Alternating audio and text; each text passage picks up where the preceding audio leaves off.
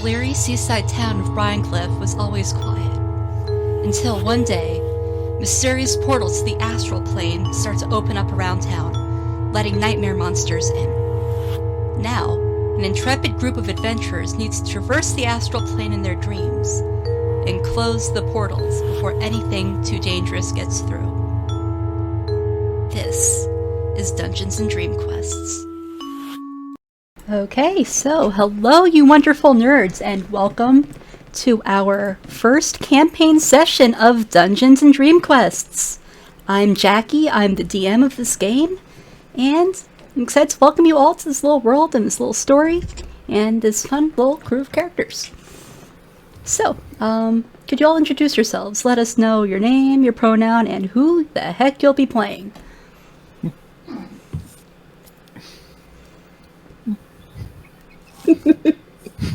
Not this again. Okay, so I'm gonna go clockwise. So Eliza, you go first.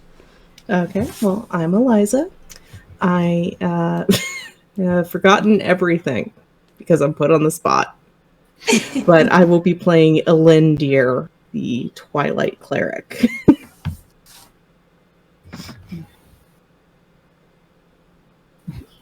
Okay. Next up is Megan. Hi, I am Megan, and she, her. I am going to be playing Maladove, who is a half-elf ranger who happens to be the swarm keeper of a tiny horde of crabs. That is adorable. Howdy, y'all. I'm Stevie. She, her, or they, them. I'll be playing Riza, or Rizzy to her friends.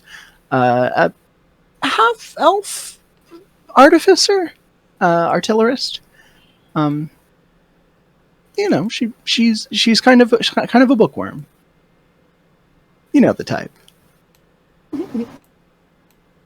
Utterly adorable? Yes, I know the type. Okay. And I will be playing literally everybody else. So, for the uninitiated, this is a 5th edition D&D game set in a homebrew setting. It has kind of some cosmic horror, spoopy, kind of Call of Cthulhu-esque elements, but also in like a surrealist kind of way. Just if you're wondering the kind of vibes that you're signing up for. And we had our session 0, we had our test 1 shot, which you can view on our YouTube or listen to in podcast form. And yeah, I think that's about it. So, are we ready to roll some dice?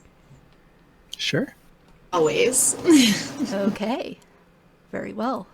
Then, let us begin.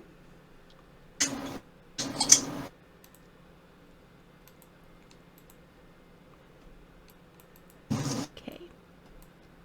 Can you all hear the music? Perfect.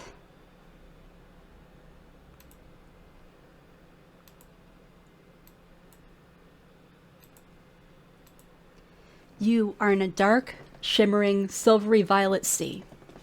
Plumes of bright, vibrant colors shoot past you. You see a ship made of glowing ivy appear over some sort of non-existent horizon, and then it vanishes as it grows closer. A bright blue opalescent hand reaches out towards you, covered in gold jewelry. The smell of a delicious banquet surrounds you as the hand passes you bundles and bundles of fruit. You look down at the fruit, and it's been replaced by piles of maggots. The opal hand is now made of harsh arrows, which shoot out of its fingers as it melts, leaving these trails of this colorful energy behind as they shoot past your head, just slightly missing you as your heart starts to race. Your vision grows darker and darker as you dodge these plumes of strange energy. Your vision gets dark, goes completely black, and then you see just one greenish yellow, large, just massive reptilian eye. And it stares at you, glares at you, looks through you, and it looks angry. And you hear in your head this growling, echoous, monstrous voice. I will consume you. You cannot escape me. I am everything. The eye blinks and turns bright red.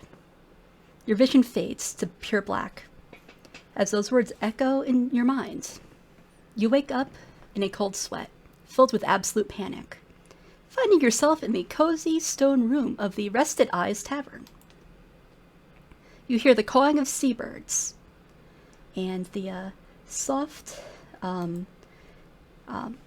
salty air of this seaside town fills your lungs.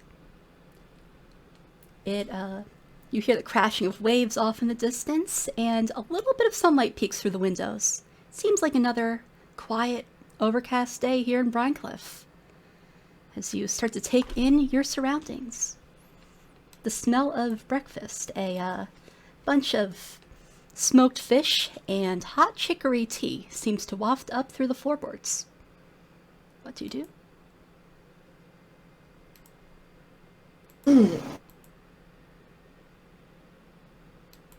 Take a nice deep breath and towards that breakfast. Okay. I'm gonna offer up a prayer and automatically dismiss this dream because it can't be everything. It's not the moon goddess. So yes. It was terrifying, but it's not everything. Okay. Rizzy, is there anything in particular that you would like to do?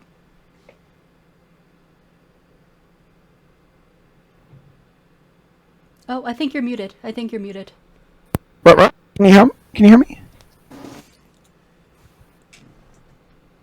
Okay. I think Rizzy's probably had a big meal late at night, and she is going to probably instinctually reach for her jewel necklace to make sure it's Okay. safe. Where is the jewel necklace in this room? It's a very simple tavern room. Stone walls, little windows, little side table and dresser. Well, she probably went to sleep with it on, Okay. and then now it's on the dresser. And this probably isn't the first time this has happened to her. Very well. So, If you check the dresser, it's there. okay. And it looks the same, no new Nothing off about it. irritations. Well, she's going to do her best, probably put on, a funny hat that's like a size too big for her, and do her best to pretend to eat breakfast. Okay, very well then. She is going to breakfast it up, or at least try or pretend to enjoy a lovely morning meal. Yep. With no proficiency in deception or performance or anything. So Very well. Very well. So, all of you are going to head downstairs. Let me move you to the tavern. Okay. So you see in this tavern, Larry, the innkeeper. He is busy polishing glasses, as a innkeeper does. And you see a very tired-looking teenage tiefling leaning against a counter, and she's kind of telekinetically stirring a pot of some sort of porridge or oats. And she looks very, very half asleep. There are two other patrons in here who are quietly eating their breakfast.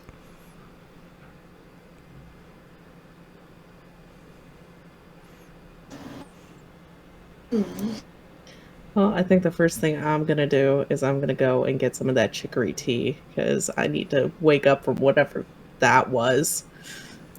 So. Okay, very well. Can you control your characters on this page? Yes. Awesome, awesome.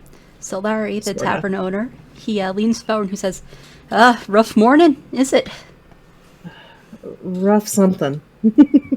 Trish says, the tiefling says, tell me about it. You Yeah. woke me up for the morning shift. I thought I wasn't supposed to work today. And Larry says, well, turns out I needed you. I need someone to go on the bread run.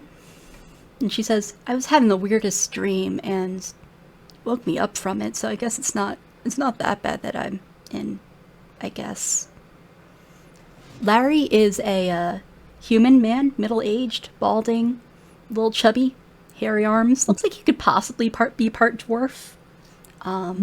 And you know that this tiefling is Trish, Althea Raven, and she is a purple tiefling with these almost tentacle-like horns and tail.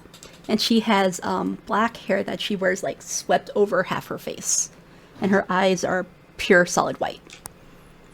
I'm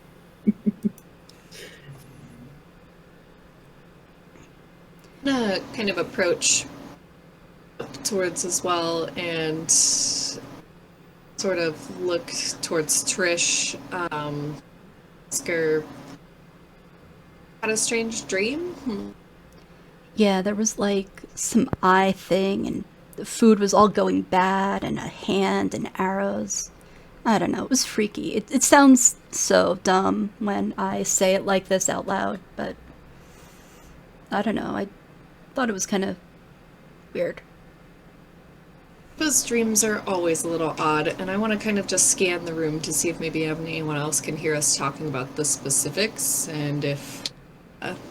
Nobody else seems to have anything to say, at least not Larry or the two other patrons of the Tavern. Okay. Paused for a beat drinking my tea, but that's the only indication I give that of anything. It's one of those, that's weird, kind of deja vu kind of thing. Rizzy is probably very clumsily taking out a newspaper and cutting out aisles. Very, very obviously. Over there. Yeah, might have almost done a spit take, just couldn't keep her cool. Might be a little conspicuous right now, but she's doing her best. And probably taking out a notebook and trying to write down exactly what she remembers from her dream. Okay, very well. Now, if each of you can make either a history check or a survival check, just to see how, well-oriented you are in the morning, and how with it, do you know what day it is and everything? Sure. Let's see. 20, guidancing myself, 21. Okay. I'm yelling. Yeah. Yeah, I'm yelling, guidance! And... Oh no. Okay. Yeah. It's me like a 9 on survival, so... Okay, so Rizzy, you know exactly what day of the week it is. You know that it's this world's equivalent of a Wednesday. I named the days of the week. Don't know where I wrote that down. But it's a Wednesday. The other two of you, you just are stumbling down, just I hate mornings, that was weird, I'm tired, what is this? I really needed that tea. Just. Yeah, and Trish pours it into the a nice big mug, and she kind of shakily floats it over to you. A few drops spill as she kind of tries to gently place it on the counter, but it kind of clatters a little bit. It's fine. It's a two-hand kind of morning with coffee and with tea. Yeah. Yeah, I'm gonna go ahead and ask if I can grab a cup of that, but I need some bread as well, Trish. If you have a roll around here or something, I need to myself. Sure. I mean, I just went on the bread run, so yeah, we have bread. And she kind of floats over a roll and puts it in front of you, and it looks adequate, to say the least. It is bread. It is not very good bread. It is very thick and grainy, but not necessarily in a good way. Okay. Thank you kindly, and I'm going to take that bread and actually turn and go over to a table with my little swarm and break it up on the table.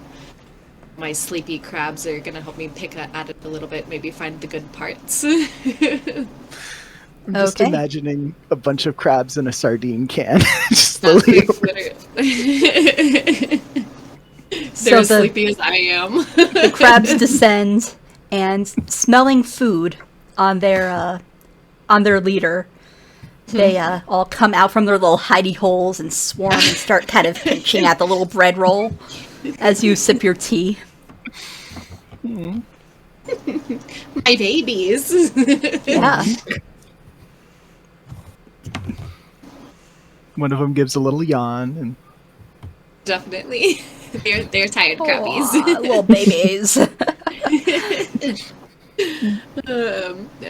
So we're gonna sit at this table kind of just above. So we're gonna sit on this side. We're kind of so we can kind of view everybody from where we're sitting. Yeah. So let me paste in another crab icon for you. Thank you. Oh.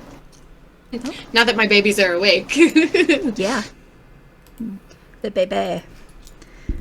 There we go. Come to me, my Crab. children. Let me make They the are on the crab a table little eating smaller. lunch. Let me make that a little smaller because that is a big crab. Holy It's a crab. big crab for sure. Yeah, holy crab. So yeah, the tea is strong. It's not particularly caffeinated, but it is strong tasting at least. And Trish keeps kind of stirring the pot of porridge. Larry keeps polishing glasses. When he runs out of glasses to polish, he starts polishing them again. I'm gonna start up a conversation with them talking about the stone fruit factory with the Gygax family and Yeah, try to get some information on what's that situation is. sure, yeah. So what exactly do you want to know? Well, I'm in town to try to get a job there, so I'm trying to get some insight into the inner workings to put my best foot forward. Yeah, he says, well, used to really be one of the few places to work unless you had any sort of specific trade, but ever since the incident, they've been not really needing too many workers. The incident? Oh, you didn't hear? At the teddy bear factory, where they spin it into different types of goods and cloth and stuff. Bears came to life, allegedly, and started attacking people, throwing people into the machinery. It was gruesome. Apparently somebody died. They're trying The to teddy keep bears that came to life. They're trying to keep this all very hush-hush, but saying that it was just an equipment malfunction, but everybody knows that's not true. Well, that's not alarming. Just okay. So I'm hearing they have openings. Well, if you're willing to, I don't know, tolerate murderous teddy bears, I suppose they might take you, but from what I heard, the town guard has the factory shut down until further notice. A lot of people are kind of out of work right now, and, you know, it's showing in my business. A lot of others, too, and due to the whole tree ant problem, the crops were not doing so good to begin with. Tree ant problem? Ah, yeah, tree ants. And then Trish says, ugh, fucking tree ants. He says, language, young lady. And she says, fine. Yeah, you know those little ant-looking bugs that have the little broccoli trees growing out of their backs? All they do is eat the stone seed and the fabric made from the stone seed. And Trish says, I'm always shooing them away from our linens. I hate it. Makes sense. So there's an infestation. Yeah, nobody seems to really know, you know, where they came from, but they've been here for a few months now, and they just seem to be getting worse and worse.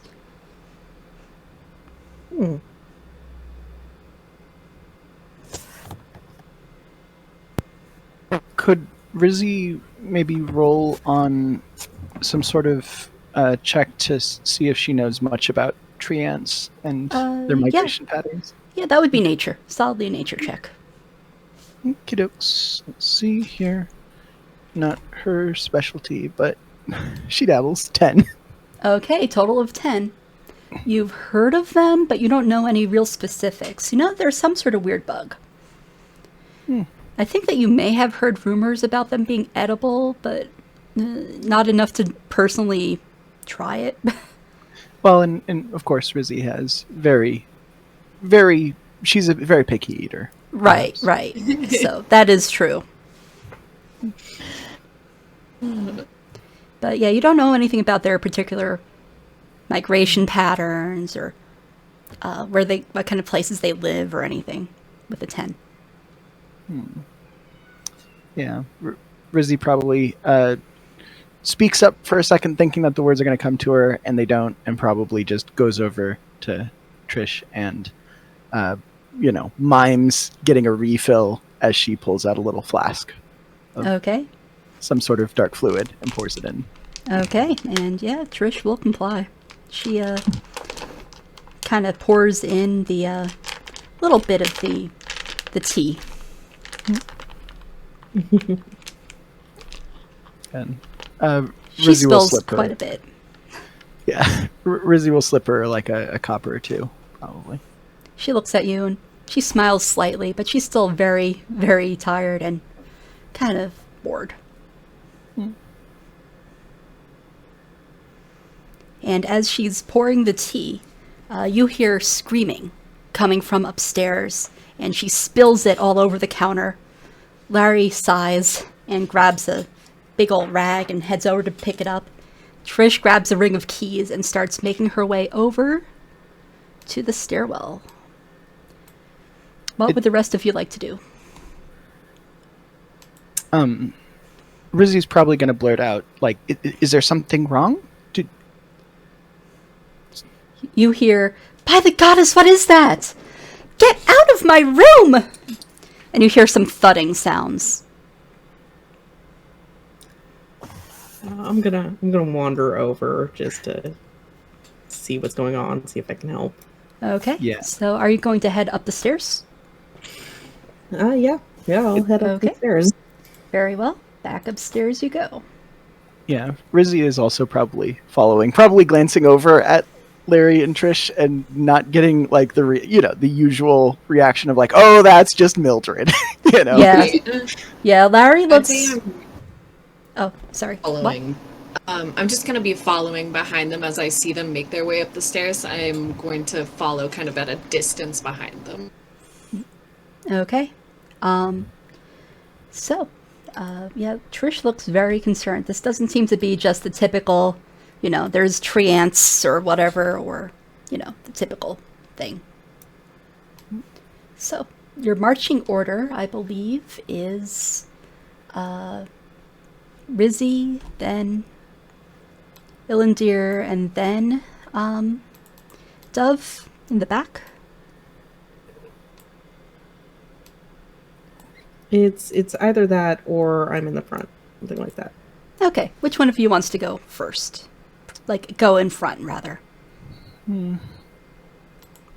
I mean, Rizzy is not necessarily the bust in the door.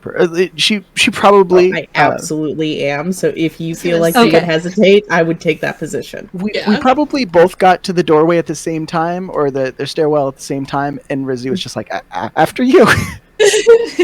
Okay, so I'll shift to the side here so you can.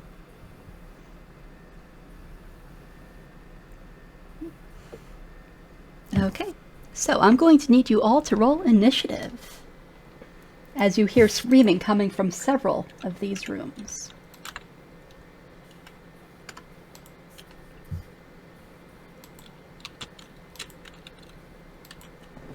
Ooh, very nice. And remember, That's if you crit on initiative, you do get 5 extra feet of movement. Okay, so it's that 12, and then off my sheet I get, I think it's 2, but let me check. I'd Yes, be at 20. so 14. Okay. So that is for these.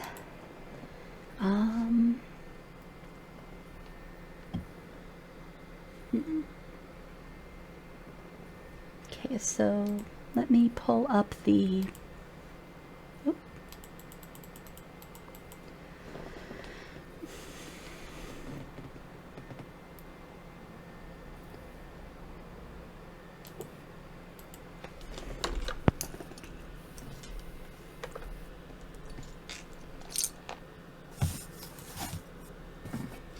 So that is an 18.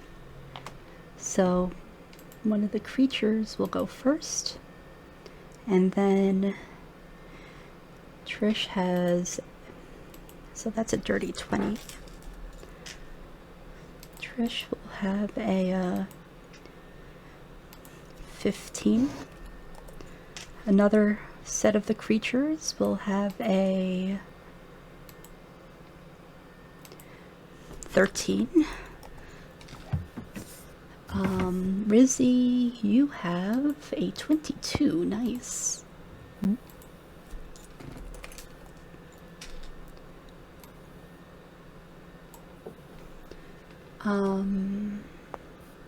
Elinder has a 12. Aw.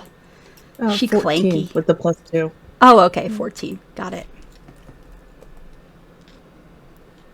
And It's been a rough morning. Like, yeah. And what is Dove's dex bonus? 2. 2? Okay.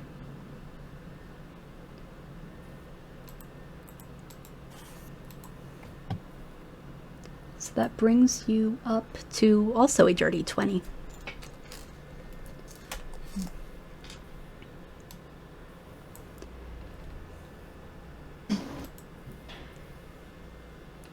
Okay, so first up is Rizzy. You hear agitated screaming coming from several of these hotel rooms. What you do? Where's the closest screaming, like, coming from? Like here? Or What here? is your passive perception? It is 12. Okay. You think it might be coming from this room over here. Okay. Let's see. Yeah. Might And remember, stand... you do have 5 feet of extra movement. Yeah, I Or might 10 stand... feet, rather. Oh, 10 feet, okay. Yeah, I think it's supposed to be 10. Yeah, I'll stand to the side of the door, just to be careful. And try to open, like, lean over and open it. And... Okay, the door is locked. What would you like to do? Okay, I think I'm gonna move, glancing over at Elinder, game recognized game, probably an adventure of some sort. Going to move to this side of the door. Going to start picking the lock and sort of nod and gesture to Elinder. Okay. So make a Thieves' Tools check. Okay, let's see here. 10. Okay, you try to open the lock, but damn, it is early. And your hands are a little shaky, so you are not quite able to pick the lock. Yeah, probably Rizzy's necklace falls, like, you know, she forgot to tie it right in the back and it falls down. She has to pick it up. And Yeah, it's kind of like swinging a little bit and you don't want to lose it. Yeah, it's a whole thing. I get it. Been there, done that. Okay, very well. Then coming from inside the room, you hear a thudding, and it gets a little bit louder. Dove, it is your turn. So, Dove is going to move up into the hallway here. Sorry.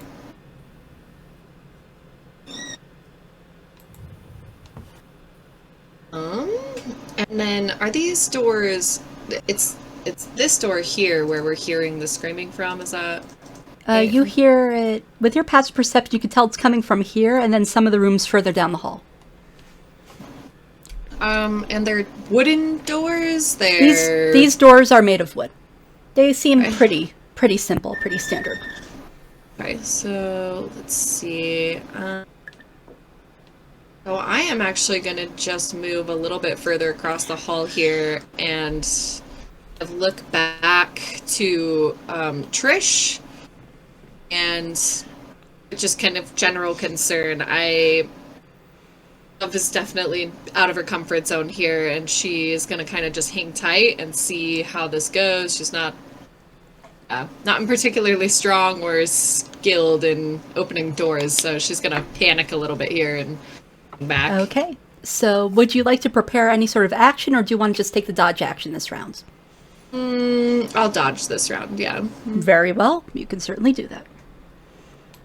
Now it is Trisha's turn. She is going to go over here, and she is going to use her action to unlock the door, and then use her bonus action to float the keys over this way to try making her way over to unlock the next door. So she unlocks the door, and immediately you see a gnomish... have to presto revealo. Sometimes hate the presto doesn't want to work. Like presto blacks out more. Yeah. Okay, you see a gnomish man standing on a bed trying to bat away these floating, almost jellyfish-like creatures that are kind of hovering over him. And you hear him shouting, "Be gone! Be gone!" as he's trying to swat them away with pretty much a newspaper. And these creatures are kind of almost... they look kind of like jellyfish, but they're kind of this shimmering blue, almost gooey texture. And they have these eye stalks that have, like, one eye each. One is green, one is red, and they alternate in color. And you can hear them kind of... well, presumably them, but this sound isn't coming from anywhere in particular. It's a little weird, but in your head, as soon as you open the door, you hear, "We must feed, we hunger." And Trish is like, "Oh, I don't like that." And she's going to step back a little. Seeing a new target. One of the creatures is going to float over and try and attack Rizzy. So that is an 18 to hit.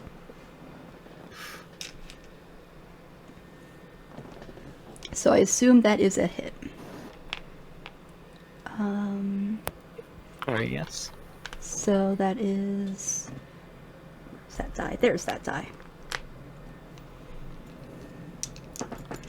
So you take a total of 6 points of piercing damage, and I need you to make a con save. Okay. Let's see here. Just making sure. There we go. Okay.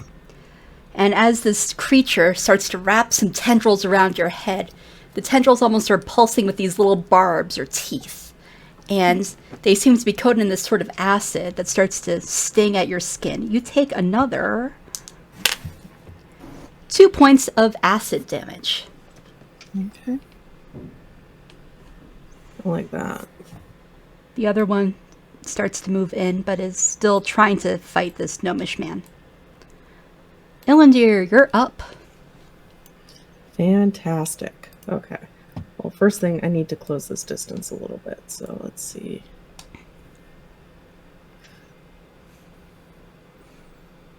What is it to plan movement again? It is, go to the little sidebar thing, and it's the circle with the little ruler symbol. And I believe it's click and then right click. Hmm.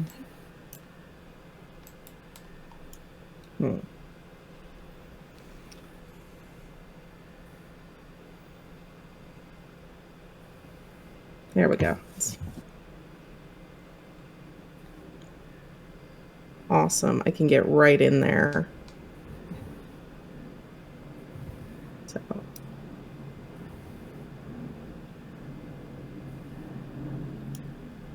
Once I figure out how to... Oh, you have to click back into the little arrow tool. Yeah.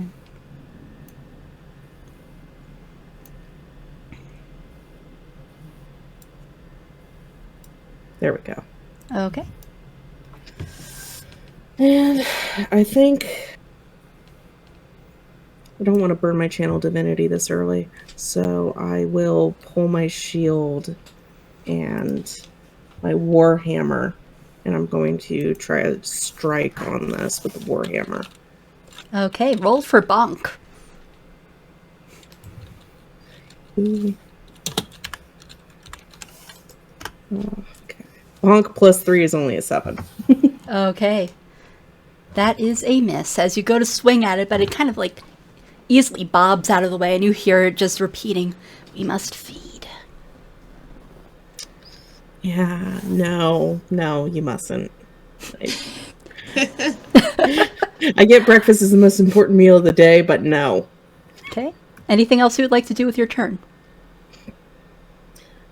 If I'm able to, I think I'm able to take a dodge action, yeah? No, that has to be done as a full action. You used your full action As to a full attack. action. You do have a bonus Correct. action, though. Yeah. I mean, unless you're a goblin or a rogue. Yeah. A secret Makes goblin on stilts. Makes sense.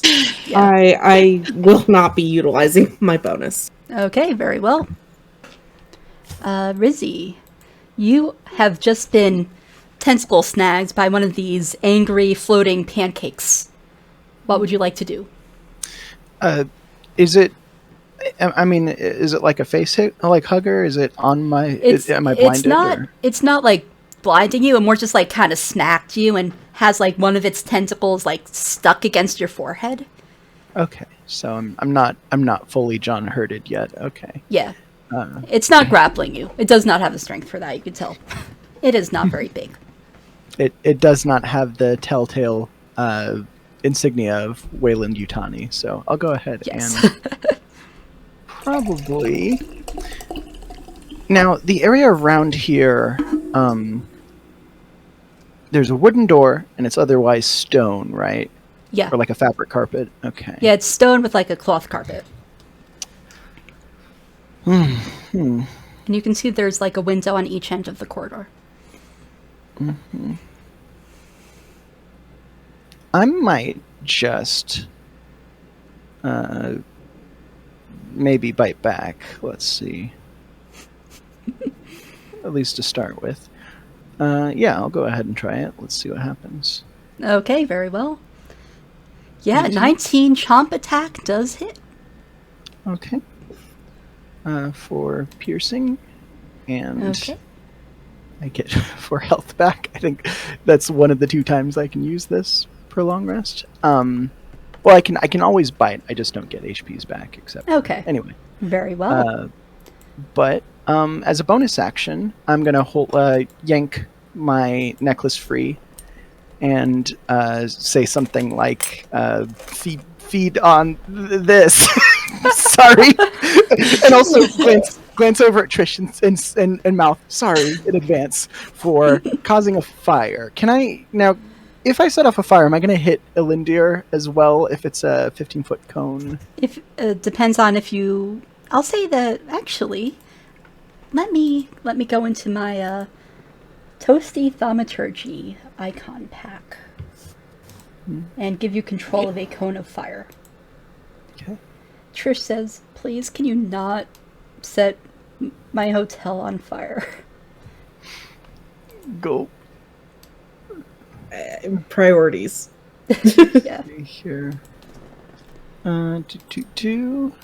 Okay. You should have control of that. But I will say that because Elinder is in the doorway, in order to get into the room, like, you would have to, unless you can choose where to position this thing, and you can position it in front of her, then yes, she would be hit. Okay, because the creature is right here, yeah. How big is this creature? Like, could I squeeze past him? It's about, like, maybe 8 inches, a foot in diameter, and kind of oval shaped with these tendrils that drip down maybe about 18 inches to 2 feet. Would you say they are smaller than small? I would say yes, they are tiny. Okay. Grumpy pancakes. Yes, they are angry pancakes. I will squeeze. They will get an attack of opportunity, though, if you do that. Okay. Okay. Yeah. I'll maybe warned. Do that and then try to hit both of them if I can. Okay, very well. One of them gets a hit in, the one that's already kind of smacked you. So I am going to need you to make another con save. Okay. Let's see here. 15. Okay. So you manage to avoid the acid damage, but you do take another 5 points of piercing from these little barbs on their tendrils. Well, Rizzy at this point is figuring, look, if we need to take a job, she's like talking to herself, if I need to take a job to pay for this carpet. It looks like a pretty nice carpet. So, roll your These things have to make a dex save? Yes? Yep. And it is 2d8 damage, I believe. Yes. Okay. 2d8. It's... One of them crit succeeds, so it bobs out of the way. The other one fails miserably because it's too busy attacking you. Okay. It likes your head. So that one takes 10. Okay, that one, you see it kind of shrivel up into like this little desiccated mass of this kind of blue goo. And it just crumbles to the floor. Okay, and how much of a fire have I started in this room? The gnome man has hopped out of the way and is trying not to shit himself. It looks like the bed frame is now solidly burning and the mattress is starting to go up. Okay. If Rizzy has any movement left, I think she's probably going to run to the window. I don't know if that's going to have to take a full action to open the window. But... I'll say that you can use your free action to open the window. It's not locked. It's just a regular window. And your fire, I'm going to just put it here for now, but just so that way it's on the map for safekeep. I'll put it here in the stairwell, but we know that the fire cone is not there. Okay. And Rizzy's going to do her best to start preparing, maybe trying to put the fire out and or helping the gnome jump out the window. But okay. Wow. Okay. Very well. Next up goes the remaining creature. It is going to try and attack Elinder. I'm actually going to move this down to the map layer. There we go. And it's going to try and attack Elinder. That is a 21 to hit. It's rolling really that hits good. me with the shield up. Yeah. So it is actually going to try and do something a little different. I need you to make a wisdom saving throw. Okay.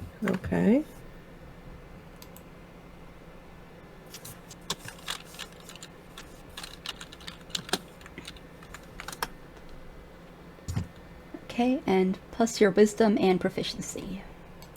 3 for wisdom, 2 for proficiency. Very well, you succeed. As the tendril wraps around your head, you feel your mind kind of become a little fuzzy, a little numb. You feel a little forgetful. I'm very used to this feeling. You're so used to it that this just doesn't faze you and no fucks are given. You can't remove thoughts where there are no thoughts. Precisely. Hashtag bimbo privilege.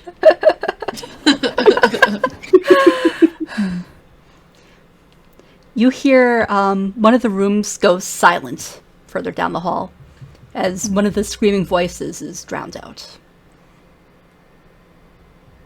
Dove, you're up. She's like breaking out here, a little nervous. I would like to move up towards Elinder. If I move her to if I get up here next to Elinder, can I attempt to thwack pancake Indeed my you can. quarterstaff? I'll say yeah. The door's wide enough that you can. It looks Okay, like the door. It looks like this door got narrower at some point during the map. I don't know, but yeah, you could. Okay. Yeah. We certainly are going to attempt to thwack with our good old quarterstaff then. Yep. Roll for thwack.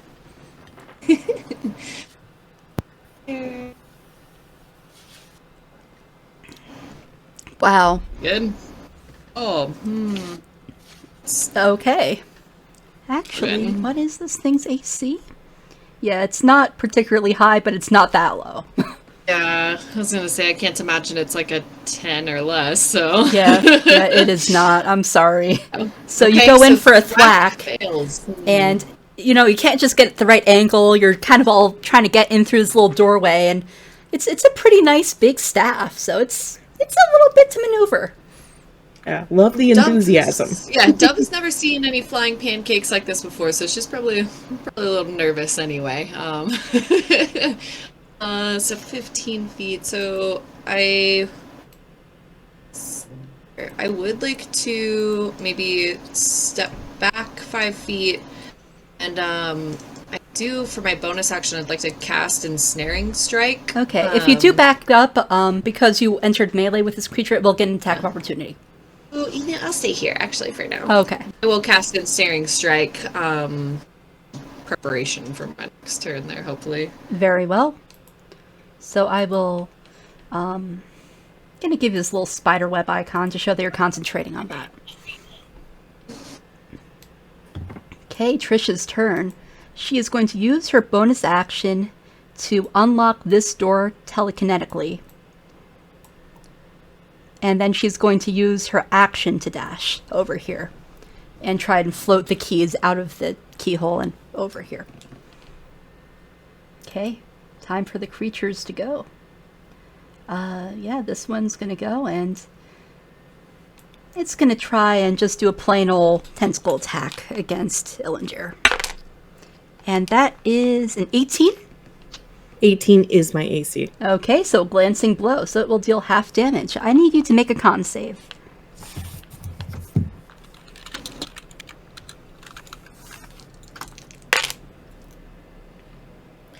And my con is a bonus of 2 on my con. Okay, yeah, you succeed. As the acid starts to kind of seep into, like, your hairline, you're like, ugh, but, it's really not that bad. It's just mildly annoying. But you do take 6 points of piercing damage from these little pulsating barbs. As it's saying, we feed. We feed, can we I have feed. that number one more time? It is 6 points of piercing damage. Okay, perfect. Got it. And it is now your turn. What would you like to do?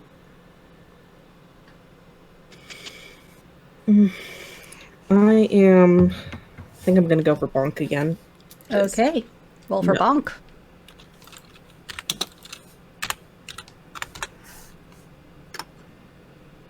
Oof. No bonk. How would you like to describe this epic failure? Having missed the first time, I go to swing again, and it misses in the exact same way, but I thought my issue was force, so now I've spun myself with my own momentum. Okay. And you end up kind of awkwardly face to face with Dove, kind of like, oh, this isn't what I expected. No, it's not. It's not, but it may feed into my bonus action, so that works out, I guess. Okay. Speaking of which, what would you like to do with your bonus? I'm going to be casting Sanctuary Oh, as okay. my bonus. So I ward a creature within range. You just happen to be within touch distance. But any creature who targets the warded creature with an attack or a full spell must make a wisdom saving throw. On a fail, they must choose a new target or lose the attack or spell. Doesn't Good to protect know. from area effects. Yes. Okay.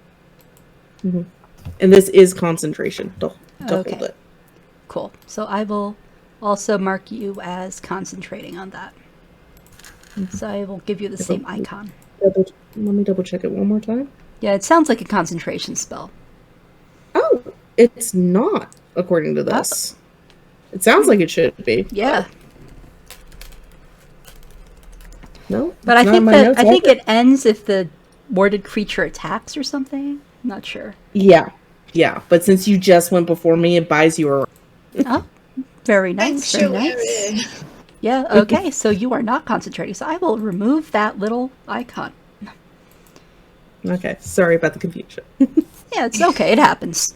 Okay, so it's top of the order. So the fire spreads. The bed and the table are now completely up in flame.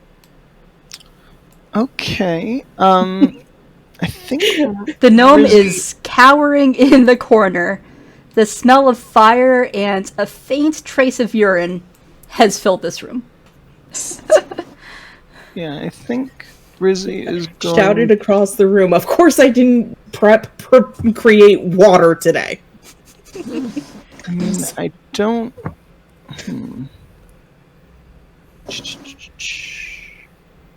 Yeah, it is. It is one of my infusions. It looks like. Okay. Bag of holding and alchemy jug because I changed that out. Okay. So I think I will pull out my alchemy jug. Might not have water in it, but I'm gonna do my best to dump it out. Say the magic words. Okay. Water and fresh water, I think, Okay. and get to dumping. Okay. So how much water does it make?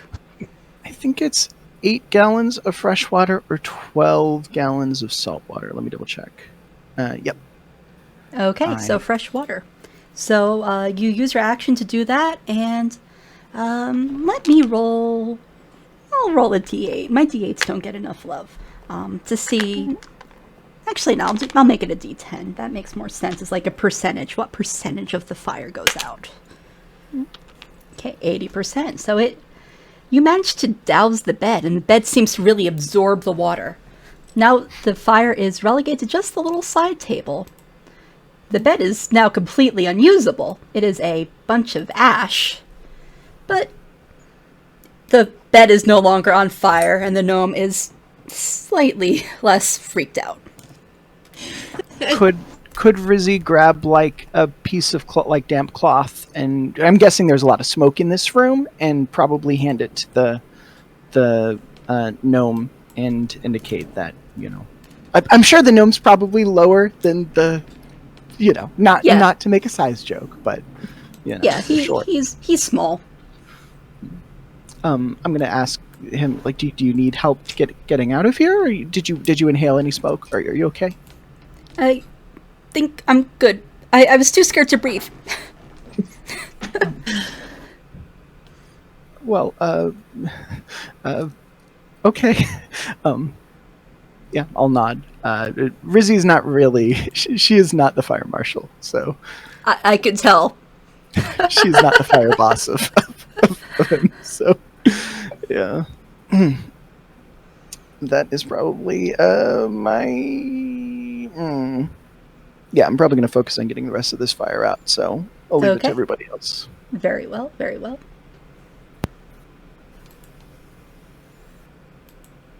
Okay, so next up goes this creature. It is going to, since Elinder was a good first target, it's going to try and attack her once again, and that is a almost critical fail. Rolled a natural 2. Beautiful. And it seems a little distracted by the fire. Dove, you're up. All right. I'm going to try and thwack it again. Okay. You can pound town. In theory. We'll see. In theory. We'll find out. Okay. And you have a +5 to hit, I believe? Do. So, yeah. Yeah, that is a solid hit. Cha-ching. Okay, we've got 1d6,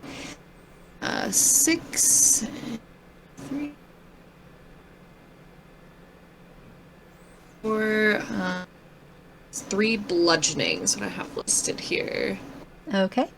Now, would you like to use any of your, class features or anything to deal a little extra damage? So yes, I was gonna say, so first of all, I forgot, I do also have Ensnaring Strike on right now. Yeah.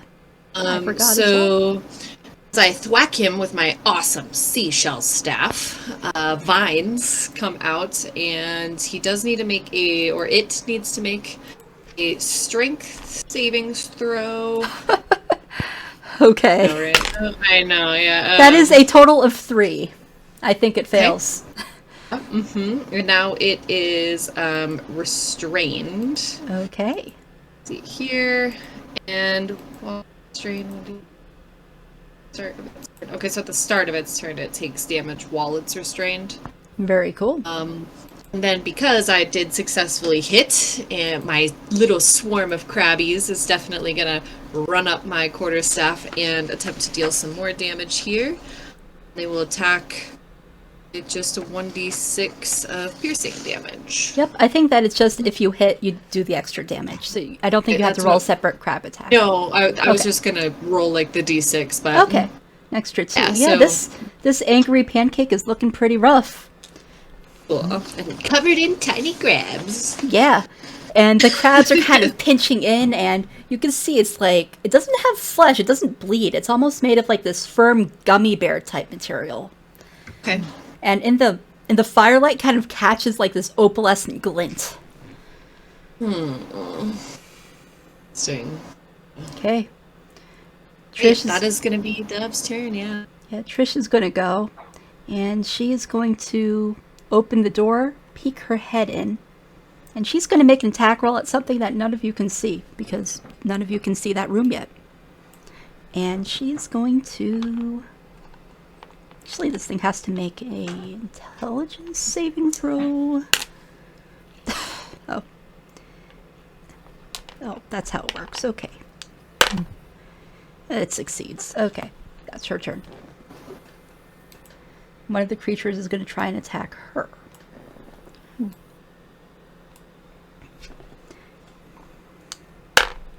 Oof, it crits. So, she is going to take... Okay.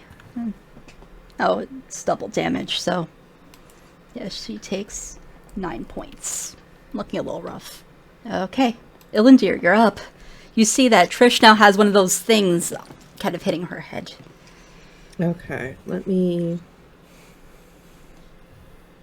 Scrolling through my spell list real quick because it's not very well organized on this app.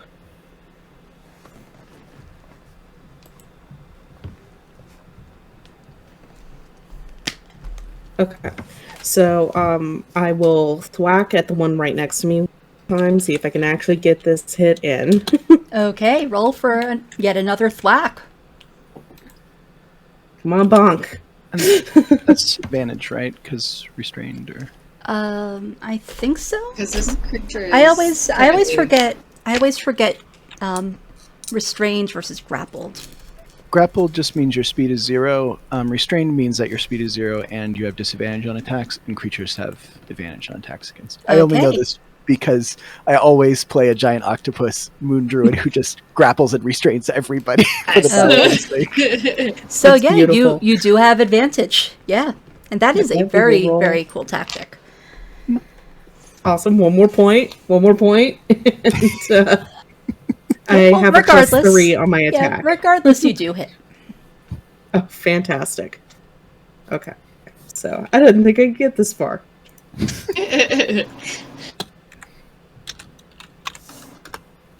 5 damage +1 from the weapon, so I'm up to a... Okay, so you kind of go in for a bonk, but doesn't make as much of a bonk as much as a whoosh splat. As now there's just like this weird angry pancake goo just kind of mooshed into the carpet. I'll take it. Seeing what's going on down the hallway, though, I'm going to take my movement of 6 squares. And then I do have a bonus action I'm going to use. I will cast Healing Word on our NPC buddy. Okay. Because that was a nasty hit. Yeah, it was pretty harsh. Yeah, so that's going to be the full D4 plus my spell casting. Which, if I wander down, I have a spell attack bonus of 5. Is that right? Yes. Yes. For healing so spells. Full damage for full healing for the 9. Okay, she is back up to full. No.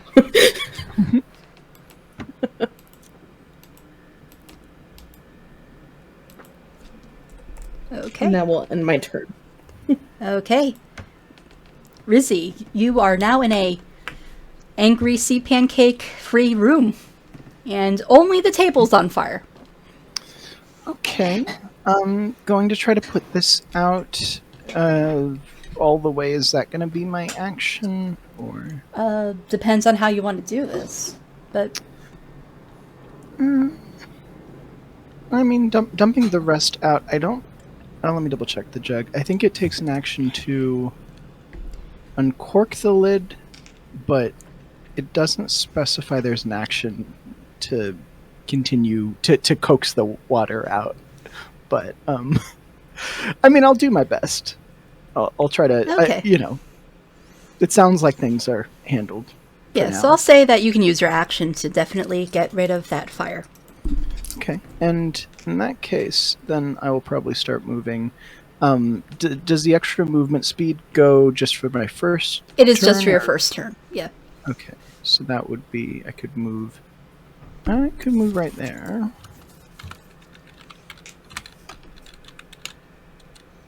And,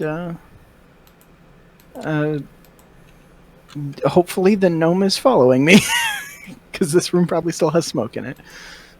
He's opened up a window and is breathing out the window, but he is not following you into whatever the heck is out there. Okay.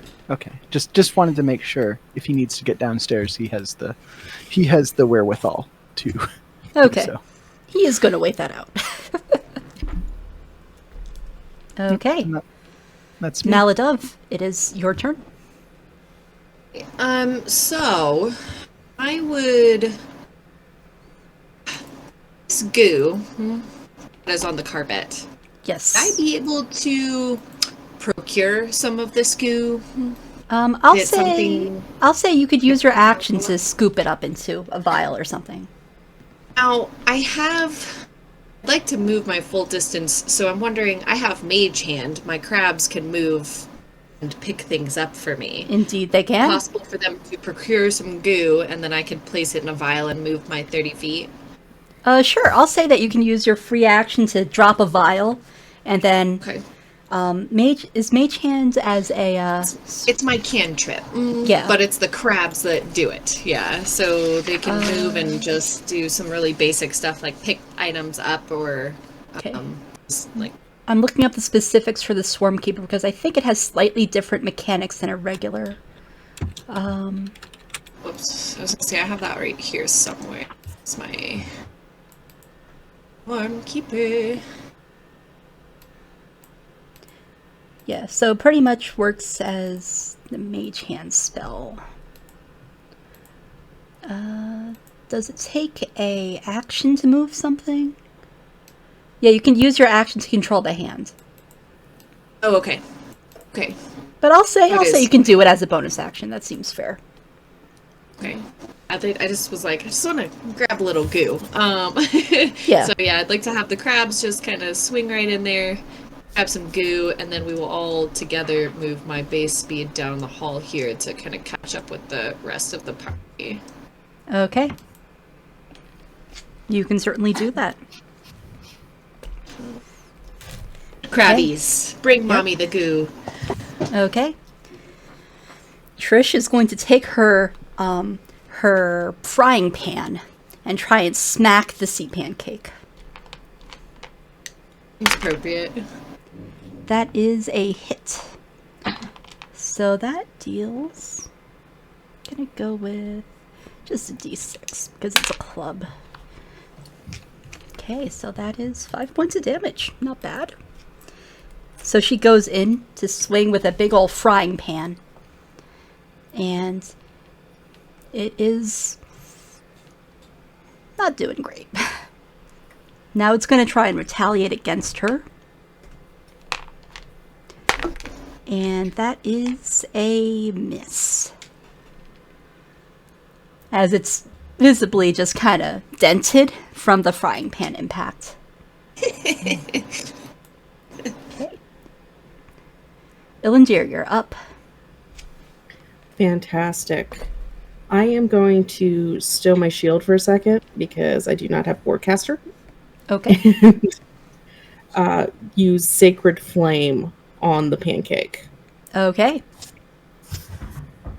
Okay, so this is...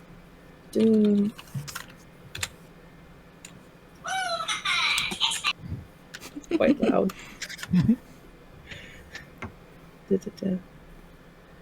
Descends. Target must succeed on a dexterity saving throw or take 1d8. Okay. Oh, it's one of those. there it is. Okay. Okay. And my spell save DC is a 13. It fails. It fails.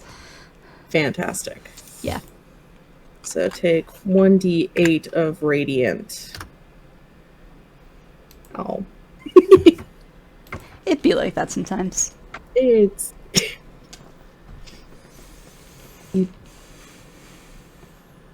Anything else?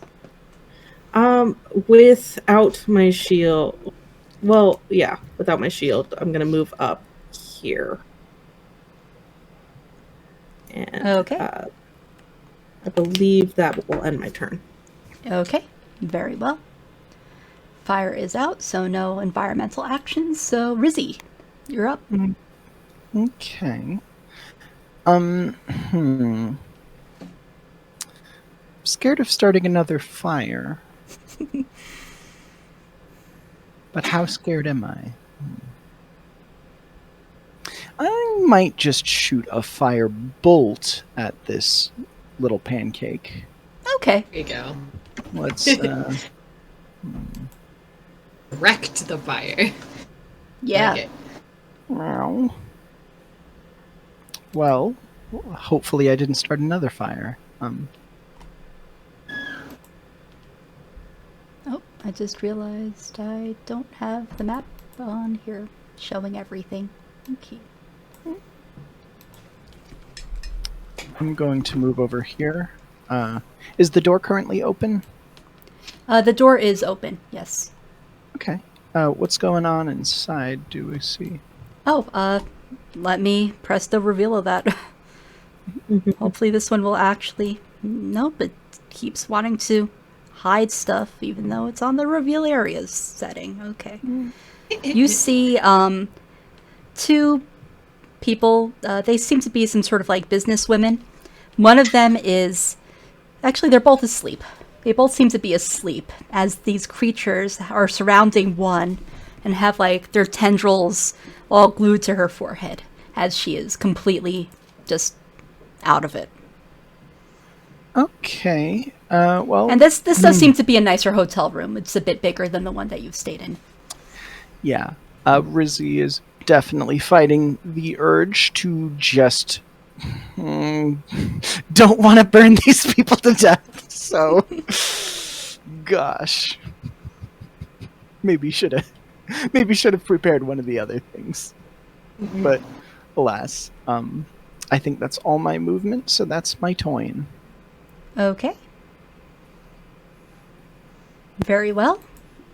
Maldove, you're up. Alrighty.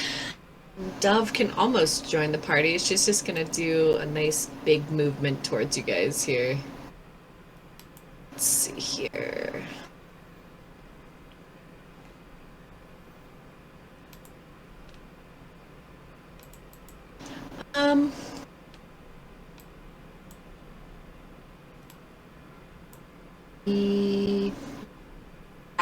I think we're gonna stick with running up the hallway. Okay. Would you like to take the dodge action? Yes. Okay. Now, I will say that you are within melee distance of this thing if you would want to hit it. No, actually, I guess that's a fair point. We should probably try and break the Okay. heck of it. Let's Okay. get- Okay. 12 plus 5, so 17. Yeah, that's a solid hit. Whack. Right, Okay. got D6. 4 plus 3, bludgeon, 7. Okay, 7 points. You thwack this, and Your seashell is on your staff is a kind of like eerily similar color to this strange floating jellyfish monster. So it kind of snares onto it as it passes through. And now the seashell is kind of covered in this kind of sparkly slime. It's actually kind of pretty. I like it. Is this creature still alive? No. Whatever they are. Okay, good. I just wanted to make sure. Yeah, it is out of commission. It's beautiful. Okay, very nice. Okay. Good job. Trish is going to poke her head in, and she's going to try and attack one of these things. So it has to make an int save. What is this thing's intelligence? It's actually not too dumb. Okay, good to know. Okay, oh, that's not the die roll. I failed my int save. And it crit fails. So it takes 4 points of damage. And you can see that this one looks visibly just almost kind of dazed as its pulsing red-green eyes just start pulsing slower. And kind of slightly out of sync from the attack as Trish's hair flies back and you see like this, it's kind of like a brand in the middle of her forehead in the shape of an eye.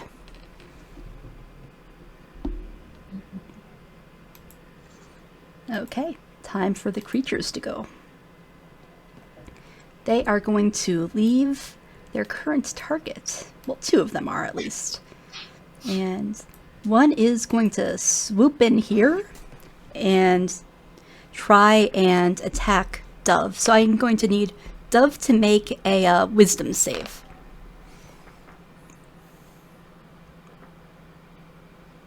Oof. Okay.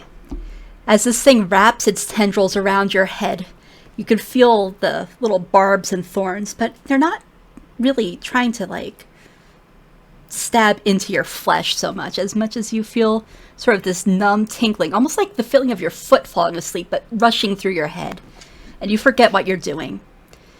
As a thought is plucked from your mind. And you have to subtract 1d4 from any attack rolls or saving throws. Oof. Oh, one thing, would Rizzy get an attack of opportunity when this one came by, or? Because assuming they went through the doorway. Yeah, they went through a door. I'll say that, due to them being small, say that only Trish would, and she's going to try and smack them with her spatula. And that's a miss. Okay. But, one of them is going to try and attack, Rizzy with its tentacles. And actually, it's gonna have you make a saving throw. So that is a whiz save. Okay. Okay, you succeed. Something. You kind of managed to both kind of dodge out of the way and kind of focus your thoughts on something other than this. As you seem fine. Elinder, you're up. Fantastic. I want to see what I can do for Maladove here. Is there some sort of... Let's see here. She's like, well, I'm fine. Like a medicine check or something to see what this is doing and if I can stop it? I'll say you could do a medicine check. Okay. But it would take your action to do so. Okay, I'm fine with that in this case.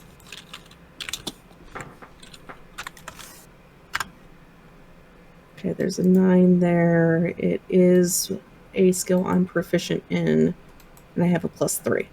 Okay, so that is a total of 12. You feel like just taking a bit of a rest would probably clear this. Okay. Like sitting Sounds down and good. just bandaging it up a little bit. As a bonus, I'm going to re-equip my shield and call that my turn. Okay, very well.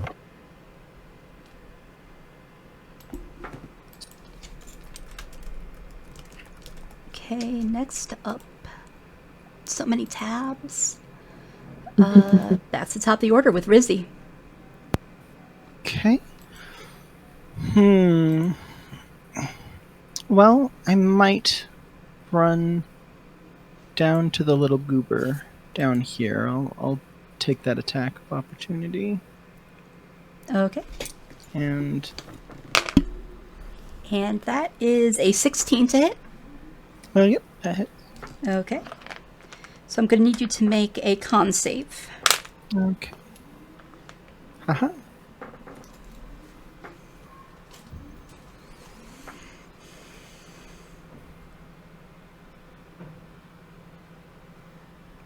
Okay, that is a fail. So you take 4 points of piercing damage and only 1 point of acid damage. Okay. As And, it kind of snares you as you run away. Run past, rather. Grizzly was like, "Oh, I thought that little guy was distracted. Oh well." Gonna go ahead and probably take a chomp at this fool. Let's see here.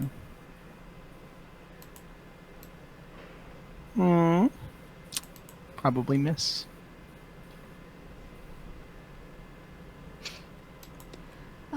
Yeah, that is a miss. Okay. And just maybe yell at him. Maybe ineffectually throw.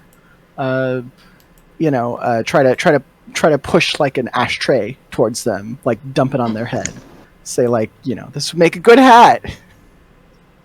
You dingus. Dingus. You dingus. Sorry. Rizzy immediately apologizes for cursing in front of the nobles. And that's my turn. Okay. Just checking something quickly. Okay, that's what I thought. Dove, you are up. And you're feeling fine. This is fine. I don't even know. Yeah, it's Yeah. good. We're just gonna thwack away. We're gonna thwack right at it like nothing happened. We are just gonna go ahead and that creature, and then.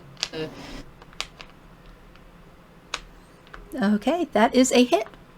Now I do have the D4 against. Oh my yeah, attack. Is yeah. that So right? yeah, roll a d4. Okay, so that's Minus +5 -3, so that's a net +2. So yeah, you still hit. Okay. Ching. All right, so let's see. That is 6, 2, 3, 4, 5. Okay. Now, depending on the creature's status, the crabs would attack it as well. Okay, it's still up. You bonked Okay, it, and you managed to clip it, but Okay. So the crabs will give him a little poke. We'll Yep. do okay, Oh, little no. pinch, little pinch. It's my good voice. Yeah. Okay. Perfect. And it's me in a nutshell. Okay. Trisha's gonna go, and she's going to attempt to frying pan bonk the one in front of her. And that is a hit. And that deals a total of 3 damage, because she is not particularly strong. She's not used to physically moving things. This is the first time with a truly moving a frying pan. Yeah. It's going to try and attack her. That's a 4. Well, total of 8. This one is going to try and attack Rizzy, so I need Rizzy to make another wisdom save. Okay.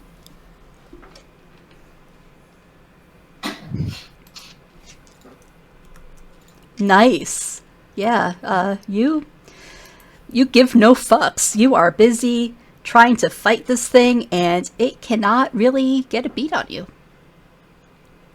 Oh, Rizzy, that's... well, And then this one is going to try and attack the person who keeps attacking it, so it's going to do a tentacle attack against Maldov. And that is a 14. Yeah, that hits. Oh, okay, your AC is lower than I thought. Okay. Well, you're a ranger, so I should have. Okay. So that is... I need you to make a con save. Oh, I'm going to use this die. And, ooh, I'm going to use this die. It's 2, so, yeah. 13. Okay, 13 you succeed. But you do still take... that is a total of 4 points of piercing damage from the barbs. Dude. I know.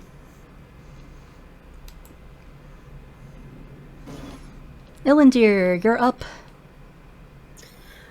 How you doing, Maladov, in general? Do you look rough, or...? Not super rough. I mean, yes, but I'm a little beat up, but I'm not fallen over just yet by any means. Okay. Then I'll hold off on changing my plan. I am going to stow my equipment again because it's just a shield shuffle over here. Shield shuffle. And I'm going to bless us because I'm not liking how this is going. So this time it is a concentration. Okay, bless this mess. Yeah, bless this mess. And I bless 3 creatures of my choice. And in lieu of blessing myself, given our current positioning, I'm going to bless the NPC. Okay, very well. You can certainly do that. Going to give you the broken heart symbol and give everybody else the heart symbol. That works. Yeah. I love these little icons. I hope that one day they'll let us upload our own, because that would be very helpful. But this works. Okay. Anything else you'd like to do? No. That will be my action, is concentrating on. Okay. And what does it look like when you bless people? I've imagined just about everything I do is some kind of aurora, moonlight. Okay. You know. Moon Yeah. magic. Moon Got it. magic. Yes. Blessed be Okay. the moon lady. Yeah. Okay. Rizzy, you're up. okay. And one of these things just tried to do something a little freaky. What a little scam. Yeah. Gonna, 12. That is a glancing blow, so it will deal half damage. Okay. So 2. 2. Okay. And it tastes bitter and tart and acrid in your mouth. Not pleasant. Yeah, I mean, Rizzy's used to just doing her best not to taste whatever monster she's chomping. Yeah. I'll say I won't make you make a con save. You've tasted worse. Somehow. Anything else you would like to do? Very tempted to cause another fire, but alas. Can I... I'm guessing that would probably need to be an action to try to shake this noble woman awake, but... Yeah, that would be taking the help action. Yeah, I mean, I'll yell room service and hit the ashtray with my offhand. Okay. But I'm guessing that probably won't wake them up. They're sleeping pretty deep. But that is a free action to do, so you certainly could do that. Okay. Maldov, you're up. Alright, we are gonna thwacking at this thing till it gets away from me. Okay. Give it our best. Got +5, but... +5, but -1d4. So regardless, it will hit. Okay, alright, Oh. good. with bless too, would that be? Oh yeah, Yeah. the bless will cancel that out. Yeah. I'm all kinds of blessed up. Thank you, Moon Mommy. All right, so we've got our D6 with 3, so 9. Okay. Fuck that pancake. Fuck that pancake indeed. Do you say that in character? Yes, I sure do. Very well. This pancake. Okay, and as you do that, the pancake sploots into the ground, kind of just like, this one's almost a little liquidier than the other one. So it kind of like seeps into the little grout between the stone floor tiles. The old thing. Yeah, Trish looks down, she The says, crabs cheer. yeah, little crab rave. Yeah. Trish looks down and says, ew, I have to clean that. And then she's going to use her action to do another spatula attack. And that is straight up 14 to hit. Okay. So yeah, that hits. And it deals... She is not strong. That is 1 point of damage. She has no bonus to her strength attacks. But it works. Time for the angry sea pancakes to go. One is going to attack Trish, and one is going to attack Rizzy. And one is Trish's AC. Yeah, that is a hit. Her AC is not particularly high. So she takes... I'm gonna use these dice. Okay, she takes 6 points of damage. And Rizzy, I am going to need you to make a con save.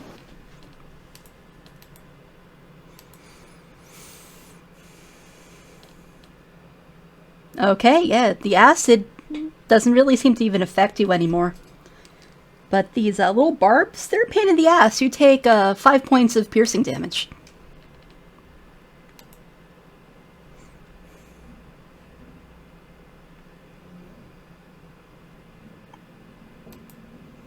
Okay, Elinder, you're up.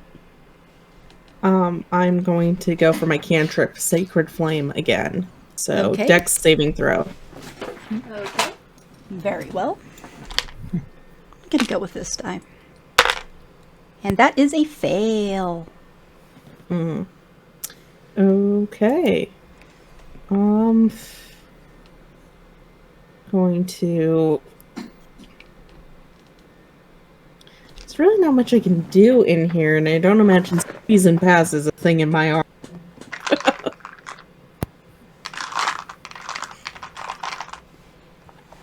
I mean, you I can think I'm certainly gonna... try. Yeah. As the old adage goes. There we go. There's my D8. Yeah, I think I'm just gonna remain where I'm at. There's not really a through path for me. Okay. That is fine. And just concentrate on keeping that bless up, because it Yep. sounds like that's important. Yeah. Bless can be a real game changer. Okay. So, Rizzy, you have just been smacked by one of these angry noodle monsters. Flying spaghetti monsters. What would you like to do? Well, let's see here. Oh, did Elinder roll for damage for the Sacred Flame? Or Oh, sorry. yeah. it Roll didn't your hit. damage. Oh, I Oh. thought it didn't hit. Oh. It was... Oh, I meant that the creature failed, not that you failed. Okay. So, yes, roll your damage. The beam of moonlight shoots out at this thing, and it hits it as it's not able to bob out of the way, as it's too busy feeding off of Trisha's mind. Okay, perfect. So that's 3 more damage. Okay. This thing, it kind of withers up in like this radiant kind of cooking, and it kind of shrivels up like this sort of dense little raisin, and it just plops to the ground, lifeless. Oh, if that's the case, I would have moved into the room at this point. Okay, yeah. Yeah. You could do that now, yeah. Yeah. Okay. There, we'll go there. We'll call that good. Okay. Okay. Rizzy is going to do her best to cover her mouth, just, to follow proper etiquette, and take another chomp at this horrible little pancake, ruining everyone's day. World's worst breakfast. Okay. Mm-hmm. Let's see here. Meow. Yeah, that is a miss. And it's going to yell housekeeping again and gesture to Elinder. Maybe we need to shake these nobles awake. Okay. Maladove, you're up.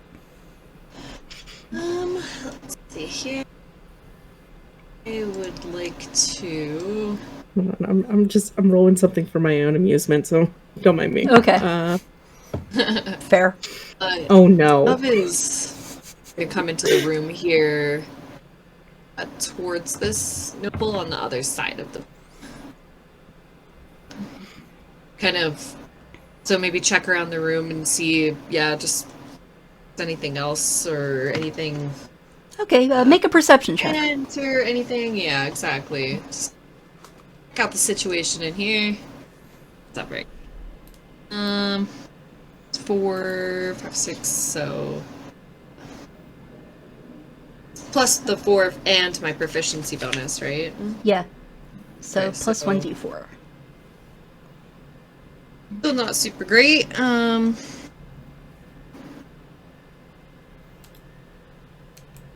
13?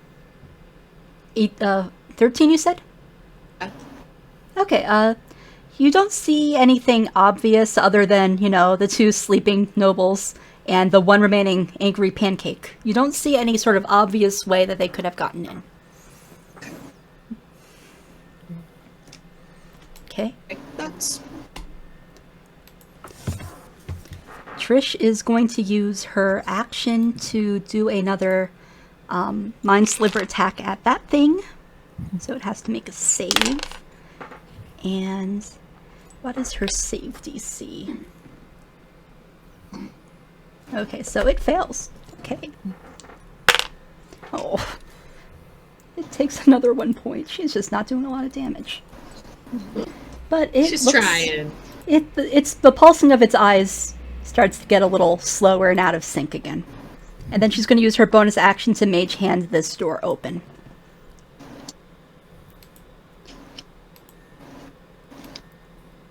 So I'm going to note that this room is open. Okay. Angry pancake. It is going to attack the nearest target, who will be Rizzy.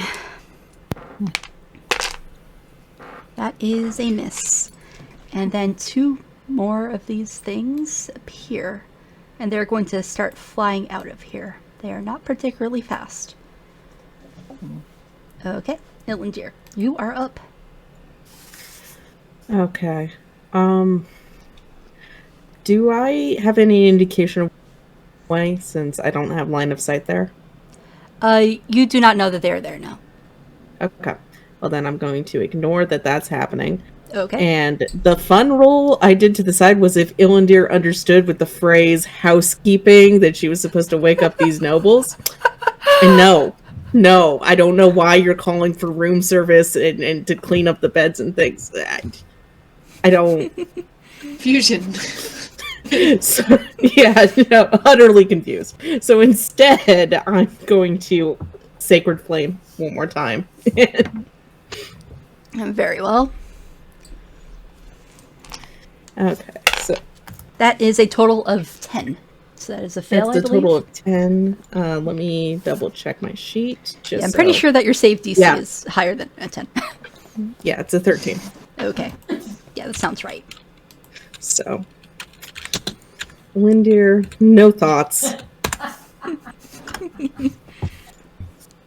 And no damage. Just... Aw. This angry sea pancake is very, very resilient. Rizzy, what would you like to do?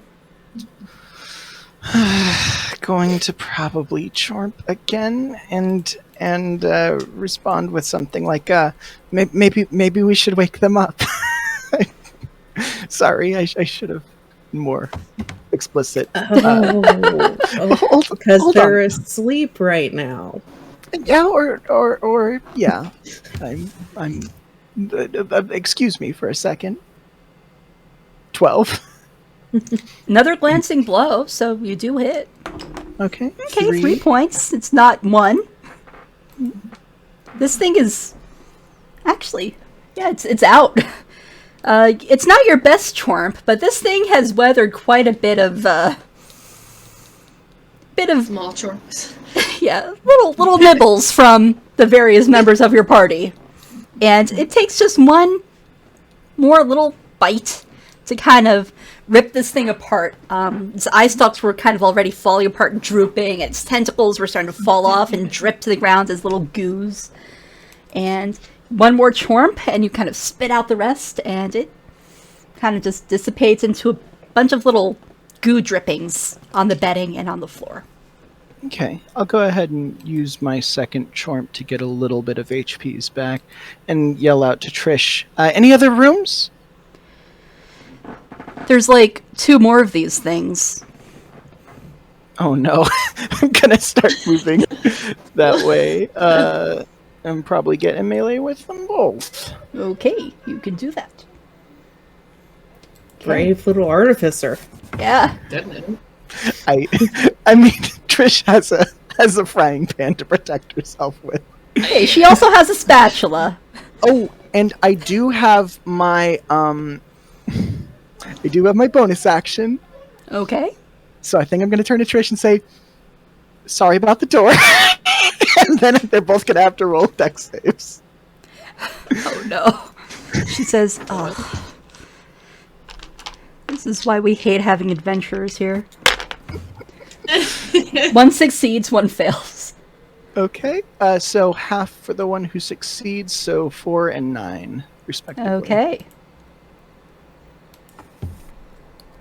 Mm. One of And them does it- is... Yeah, the door is on fire, and it... Yeah. Okay. One of them looks like it's almost shriveled up into a raisin. I'll say the one that's closer to the door. It's barely holding on. You almost one-punch man this thing. The other one, Yeah. it looks like it's starting to kind of dry out.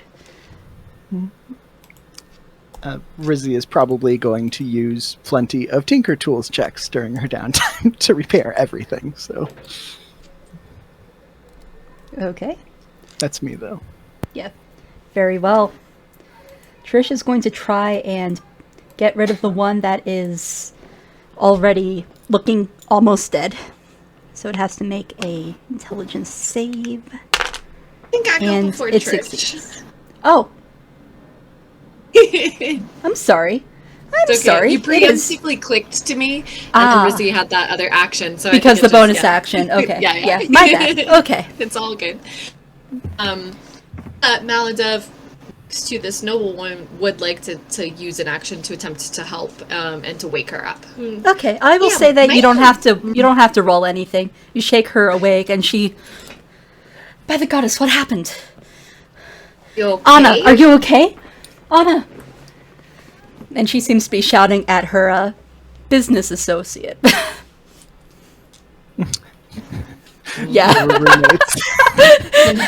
Oh my god. Just gals being pals.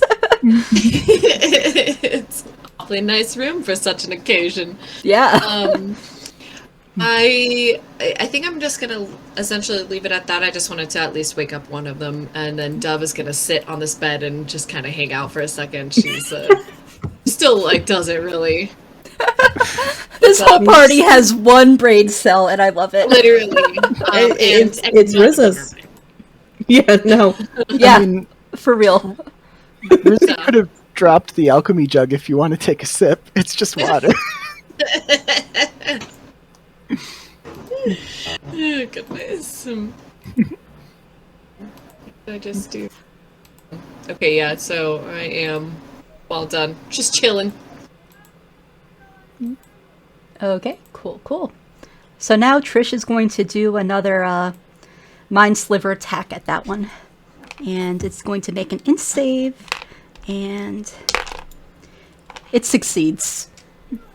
And she's trying to like focus on it. And she's just pissed that she has to clean this up. So it's not her best attack. She's a little distracted by all of the repairs that she's going to have to help out with around here. She was supposed to only be working the evening shift. She's very annoyed. Okay. These two angry pancakes are going to go after the most obvious target. I'm going to need Rizzy to make 2 wisdom saving throws.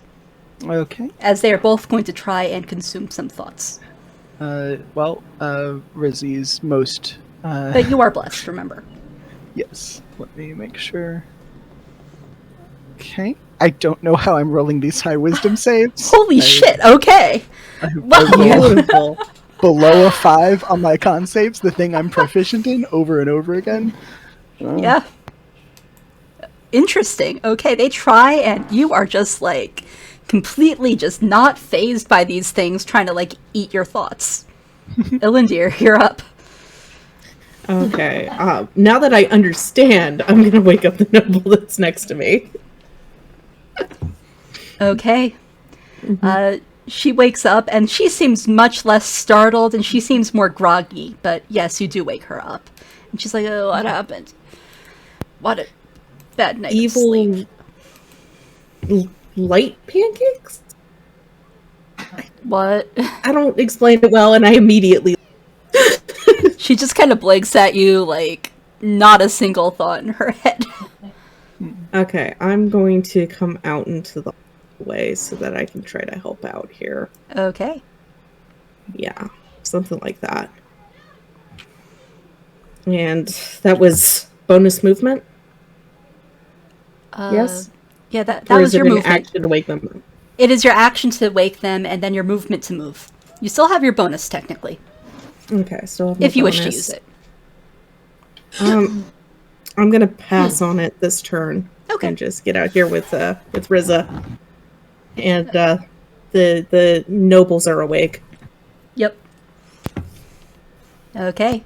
Rizza, you are up. You are being swarmed by these weird sparkly jellyfish things. What do you do? Well, how's the door looking? The door is actively on fire. Let me actually pull something up from my toasty thaumaturgy set. Forgot you lit something on fire again. Yeah. Yeah. So I will say that this is the door. It is on fire. I mean, there's a forest nearby, probably, right? I'll say that you make a. I'll say you can use your bonus action to make a nature check or a history check to see how well you know the flora and fauna of the area surrounding Brinecliffe. My bonus action? Yeah, if you want. Well, That's how you want to do this. Yeah. I'm figuring the door can't get more on fire, so that's Okay. probably what I'm going to do Yeah. with my bonus there. Plus the Okay. goddess for stone taverns. Yep. Oh, they have to make a dex save. Duh. Okay. Wow. Okay, this guy is fried. And this one fails its dex save. So, that one takes full damage, and this one had 1 health left, so it is soot. Oh, and I forgot to say, I'll say that the carpet is also starting to singe over here. Okay. It's not particularly very flammable, but it's flammable enough. I'm going to go ahead and use my action then to try to douse the door and bunch up the carpet, hoping to put out the flames by snuffing it out. Do I need to roll anything? Or? No. I'll say that I'm just going to roll a d10 to see what percentage of the fire you're able to snuff out. Okay, half of it. So yeah, there's still fires going, but, they're lessened. They're not spreading. It is contained. There is one creature left. Maladov, what do you do? You are sitting with a very, very frantic business lady. I Dove like to do. I think I'm going to actually ask this woman if she remembers anything other than going anywhere. Hi, I'm Dove, and I like put my hand out with a bunch of crabs on it and ask her, do you remember what happened? Are you okay? How do you feel? There's a lot of space pancakes in here. I have one hell of a headache. I just remember, I don't know, I checked into this hotel and that's the last thing I remember. Well, I think you should probably stay here and rest up a little bit. I'll check to see if the coast is clear. She sees that her gal pal is sitting upright and she seems much less worried. Rizzy is going to yell, like, maybe open a window.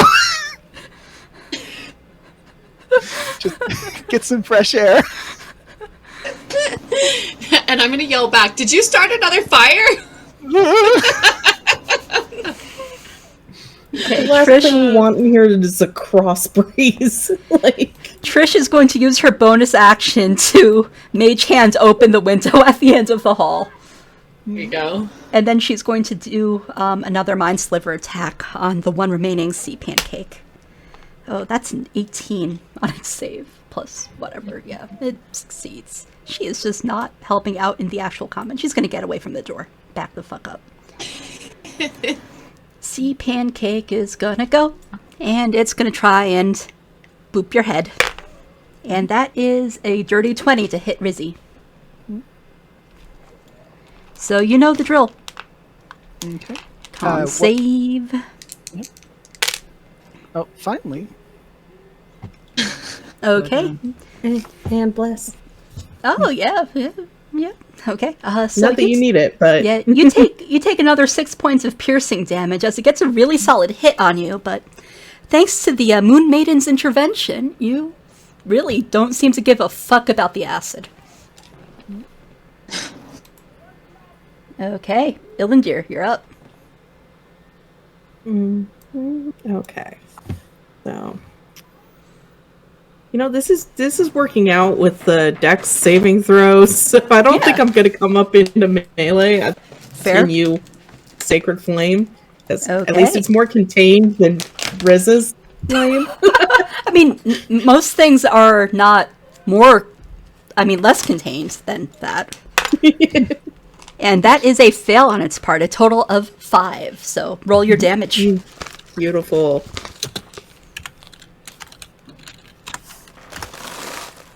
Nice. Very cool. How do you want to do this? Nothing too flashy. It's just Aurora Silver Flames and Okay. Nothing flashy, just a literal flash of divine moonlight striking this thing. As the radiance kind of seems to hit the opalescent prisms in this creature's body, and it sort of rends apart at the seams. beautiful. Does Trish visibly flinch, thinking that yet another fire is going to be started in here? Mm-hmm.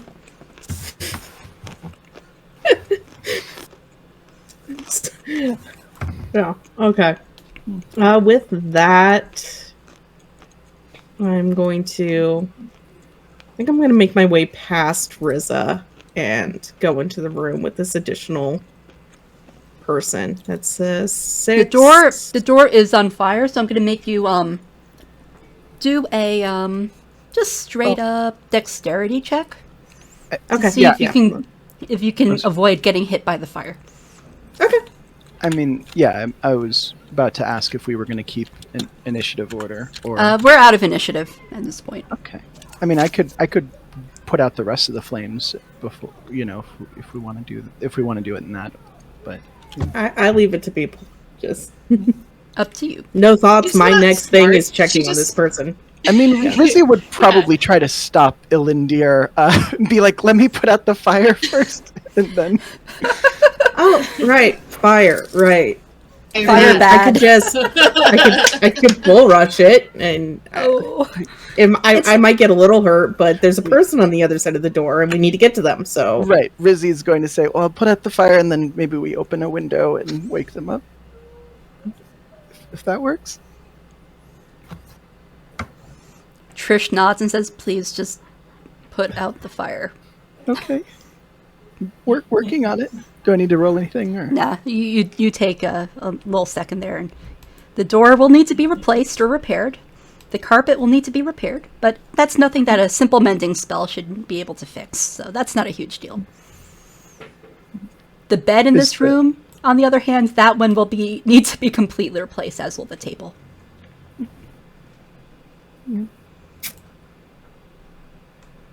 Is the door able to be opened, or? I will say that it can be maneuvered, but it is just very, very charred. It still has structural integrity, but it is not something that you would want as your door if you were paying to stay at a tavern. I mean, Rizzy will be after you. okay, well, we're gonna go in. Okay. This person seems to be dressed in much more common clothes. Okay. They seem well made. To... They seem well made, but not as fancy.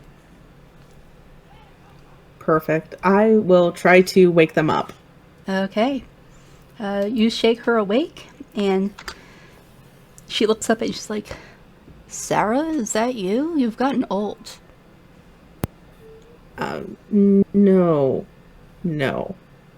I was gonna say... Elinder. I was gonna say, that hair color doesn't suit you, Sarah. I'm rather fond of it, but okay. Oh, this is awkward. I'm sorry. Very self-conscious. She seems just very completely out of it. Mm-hmm. Sorry, I thought you were my niece, Sarah. Kind of look like her.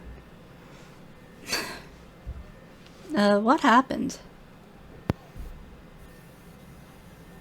There were creatures floating like pancakes with lights, and they did numbing things, but I mean, I'm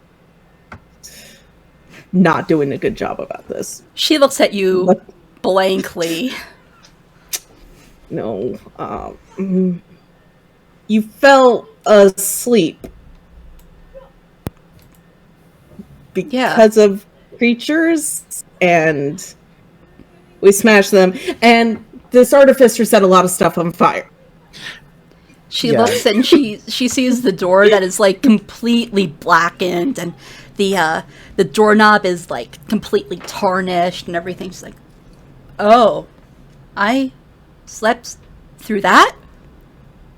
Yes.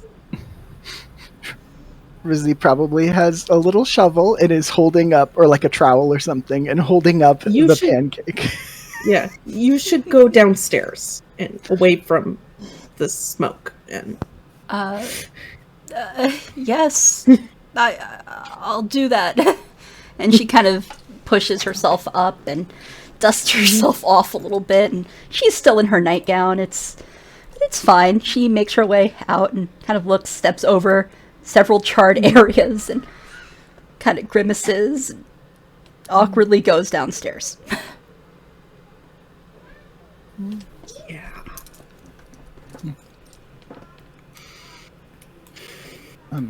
Rizzy is going to ask Trish, are there any other rooms we need to check on? Any other rooms that are occupied? Or she's going to go around and kind of unlock them, peek her head in, and kind of take a quick inventory.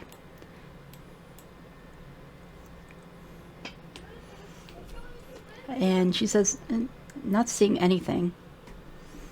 The heck was that? And she's looking at the mess on the floor, and she just kind of sighs. The creatures are still more or less intact, right? Somewhat, yeah. They're kind of goopy, and some of them are shriveled up, but yeah, they still have a physical form. And some of them, especially the ones that are more shriveled up, they still kind of have their vague same shape. Rizzy is probably going to use her herbalism kit, like Dove was earlier, to try to scoop up a little bit of this. Maybe put on safety gloves. Okay. Yeah, you can do that. So both of you can add... eyes intact? The eyes are shriveled up and dried, but you are able to find, if you look around enough, one that has both eyes. And it looks like every time you look at them, depending on the angle, they shift from red versus green. It's a little creepy. Okay. I would like to collect an eyeball. Okay. Yeah, if possible, if we have an intact specimen, Rizzy would probably want to study it and write down. Is that brain cell working? Do her dangdest to try to understand what makes these things tick. Okay, you can make a nature check, arcana check, or investigation check, depending on what exactly you want to glean about this creature. Okay, I think arcana, because Rizzy has not heard of these creatures running around the forest. Very well. Going to, let's see here, 24? Nice, okay. You have heard of creatures called flumps that fit this description. But the thing is, they're usually friendly. And they usually don't attack people or feed on their thoughts explicitly. They more just kind of are known to feed on just excess psychic energy in an area. Yeah, they're very goofy, constantly getting into pratfalls, Yeah. Usual. Yeah, but these seem, if you had to guess, some sort of modified or corrupted form of them. And they're usually more or less living in the Underdark. This is not the Underdark. So Dove would like to look at the eyeball that she's collected while Rizzy is kind of trying to find this whole specimen, and she's just like ripping things apart. And I'm wondering if this reminds me of my dream. I'm thinking of the eye Yeah, I'll in say the dream that I had earlier. Yeah, I'll say make. Would this be insight checking yourself? I mean, I'm kind of looking back and forth and thinking about that back and forth. Okay. So, yeah. I'll say sure. You can Is it- insight check yourself. I'm like, what dream? Yeah. Yeah, so I'll say you have advantage because it's knowing your own thoughts. I mean, one of your thoughts Right. was stolen from your brain, but the rest of them are still there.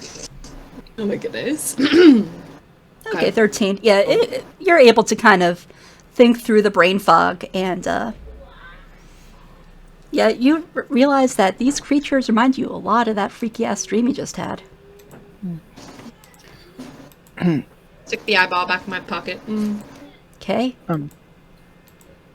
Rizzy is probably going to get to work putting out, asking if anybody has weaver's tools, perhaps. I think with Tinker Tools, she can repair wooden structures. Obviously, she's not a carpenter, but she might be going over to Trish and saying, I think the bed in that one room might be destroyed. I can move over to that room. I don't sleep in the bed anyway, and we can figure out the doors. Look, I'll do whatever I can to help repair things. I'm sorry about the fires. I also volunteer my services since I specialize in repairing troops and linens in general. Just Oh, well, that's actually kind of helpful. Usually when people destroy stuff, I just go find the mending stone and try and see if I can fix it with that. And you can see that there's several patches of the rug that look newer and cleaner than others, as if they've been like magically cleaned and repaired. yeah, but only for the square footage of what that would do. But she says, if you could help fix that up. I mean, I don't think there's a huge rush, but that'd be good. It'll be. I plan to be in town for a while. So it's something I can work on in my downtime to try to repair. same, and yeah,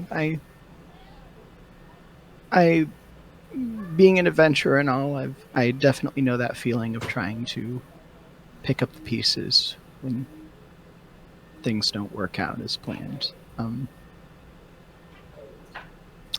Probably glancing over at Elinder, are you part of the local guild by chance? Just I wouldn't say local, but I am part of a Weaver's Guild. oh, I apologize. I'm Rizzy. Reason I fell out of mercy, but you can call me Rizzy. Everyone does. I just helping the Yarwards establish scribes, calligraphers, and scriveners guild out here. Just got into town relatively recently. I'm surprised I haven't noticed another guilds person, but Elinder, and same, to be honest. I suppose that's just wandering around in our own worlds. Yeah, I mean, I do keep odd hours, so I understand if, you know. I mean, I noticed you and Crab Woman. Like point back at the crab woman. lady. You know, we Just like- all... Yes. No, I've only been in town over the last 2 weeks or so, since before October. So, Yeah. How about you, Mistress of the Crabs?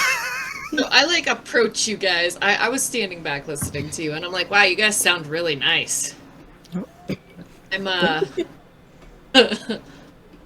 Dove. I think I'm gonna go finish my breakfast. I'm Trish, but you can call me Althea Raven Darkfire. Trying to make it a thing. I can do that. She looks at Trish like, all right, yeah, I can do that. Well, can you say it again? Althea Raven Darkfire. Yeah, it's got a ring to it. Yeah. It sort of looked already back knows I'm gonna mess this up. yeah. I'm trying, but I'm gonna get this. Wing. Just kidding. And you should have a sheet Yeah. in your handouts that has her name and a little bit about her. Yeah. And Larry. I look back at Rizzy. It really is thrilling to meet you guys. It's very kind of you to help to mend everything. I don't think I have any No. skills. But I am starving. Do you know you're infested with tiny crabs? Baby? Just the little blue. Yeah, they're my... And I pull some out of my pocket and put them up on my shoulder and yeah. They've been with me a long time. Just are always here. They're my babies. Protect me. I protect them. Love them dearly. And I'm playing with them while I'm talking to you. That got me in a lot more positive of a mood. I love the crabs. I'm yeah. You want to see them? This one has a monocle. Where did you find a monocle that small? I don't know where he got it.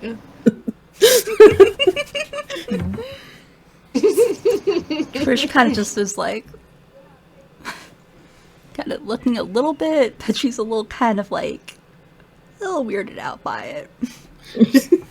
I mean, yeah, Rizzy is a little bit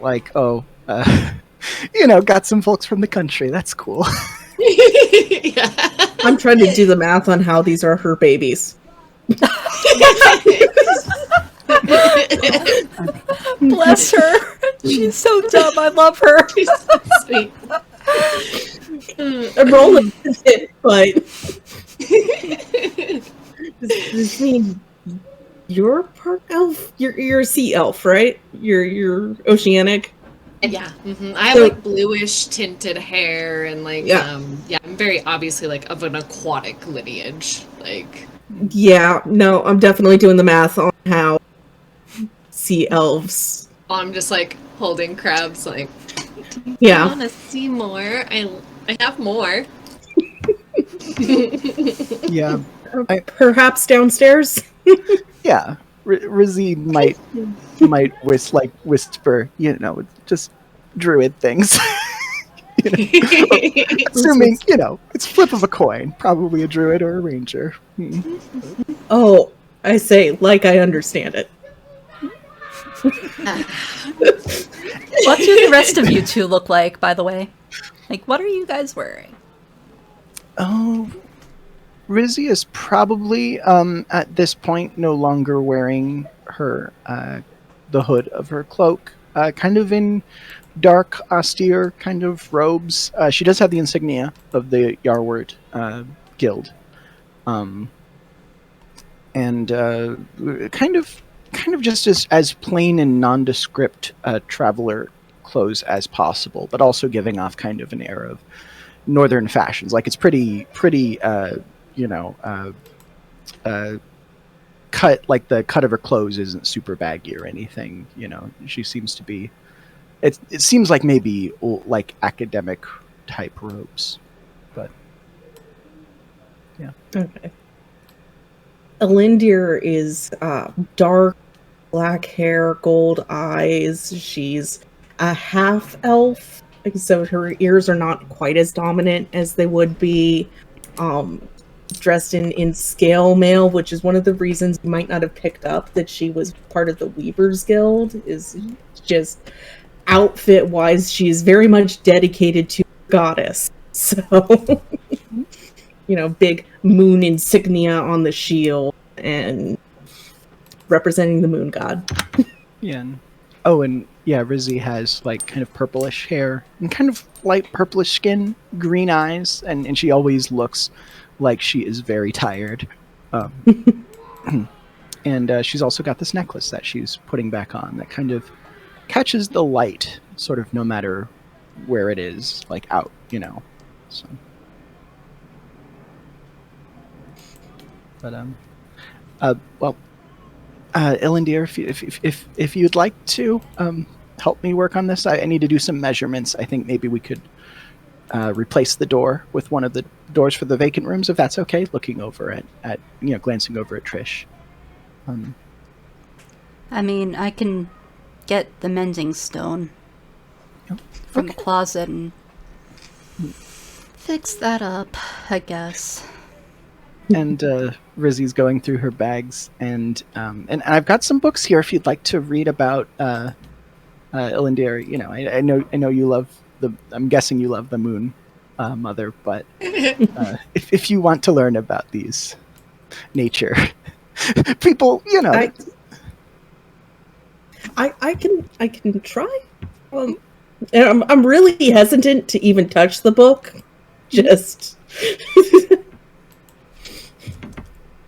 I mean, it's written in Elvish. I hope that's okay. But Oh no, it's not a matter of the language. Really, I know several. I just and begrudgingly I take the book. Just I can't for good excuse right now to not take the book. Well, just feel free to bring it back whenever you're done. You know where I am. Well, I don't. I'm probably going to get moved to a different room now, but I'll see you folks probably around here. I'll get to work on the door and moving out the bed. That's okay. Slowly sneaking down the hallway back towards breakfast. Food. Oh my god, food. And Rizzy's probably going to get to work moving her stuff, maybe switching rooms with the guy who's the gnome whose room got burned up. Urine. Yeah. You figure that, they probably will charge you less for the repairs if you're willing to sleep in the room that needs repairs. Mm-hmm. Yeah, and again, Rizzy generally doesn't sleep on the floor, so. Yeah. She is very peculiar. Indeed, she is. Yeah. that brain cell you've got, though, so... Yeah, you got the brain cell, so they'll keep you. we're not going to question. Fine. I'm covered in crabs. Oh, goodness. Just very accepting. Yeah. Trish heads downstairs, presumably to get some supplies to fix stuff up.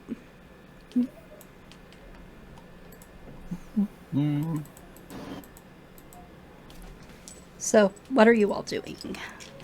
I'd like to go back downstairs and be like, right to Larry. First, I need some tea, please, sir. But did you not hear? Ruckus? Well, yeah, but I couldn't leave the tavern unattended down here. You know, we have the cash box, stuff like that. Good stuff. And he gestures to the high shelf. Have you ever had problems with buying pancakes before? Is this... Pancakes? Leave a teenage girl to take care of all these creatures? Good thing we were there. She usually takes care of, she usually, takes care of the tree ants and stuff, and I figured it might be just more tree ants. This was not the case. Not a tree ant. Not a tree I ant? pull Not an a tree ant. eyeball out of my pocket. And I'm like, this is... Why are you carrying that in your pocket? It has some little crabs on it. I was gonna say the crabs are, hanging out with it too, probably using it to play kickball or whatever they do in my pocket. So I plot the eye Very and show it to him and Yeah, turn it back and yeah, the forth eye, to show him. it's about the size of a ping pong ball. Yeah, so And so he it's says- too big for crabs. Yeah, I was gonna say too big for the babies. And And he kind of looks at you and he's like, what was upstairs? there's a lot more to them. But I just wanted to at least take a few parts and pieces because I've never seen anything quite like this. But they had bodies too. Oh, well, I don't know if that makes it better or worse, honestly. I think worse. And she kind of took back in her pocket to grab the tea from Larry. Hopefully he's made me some tea as well. Well,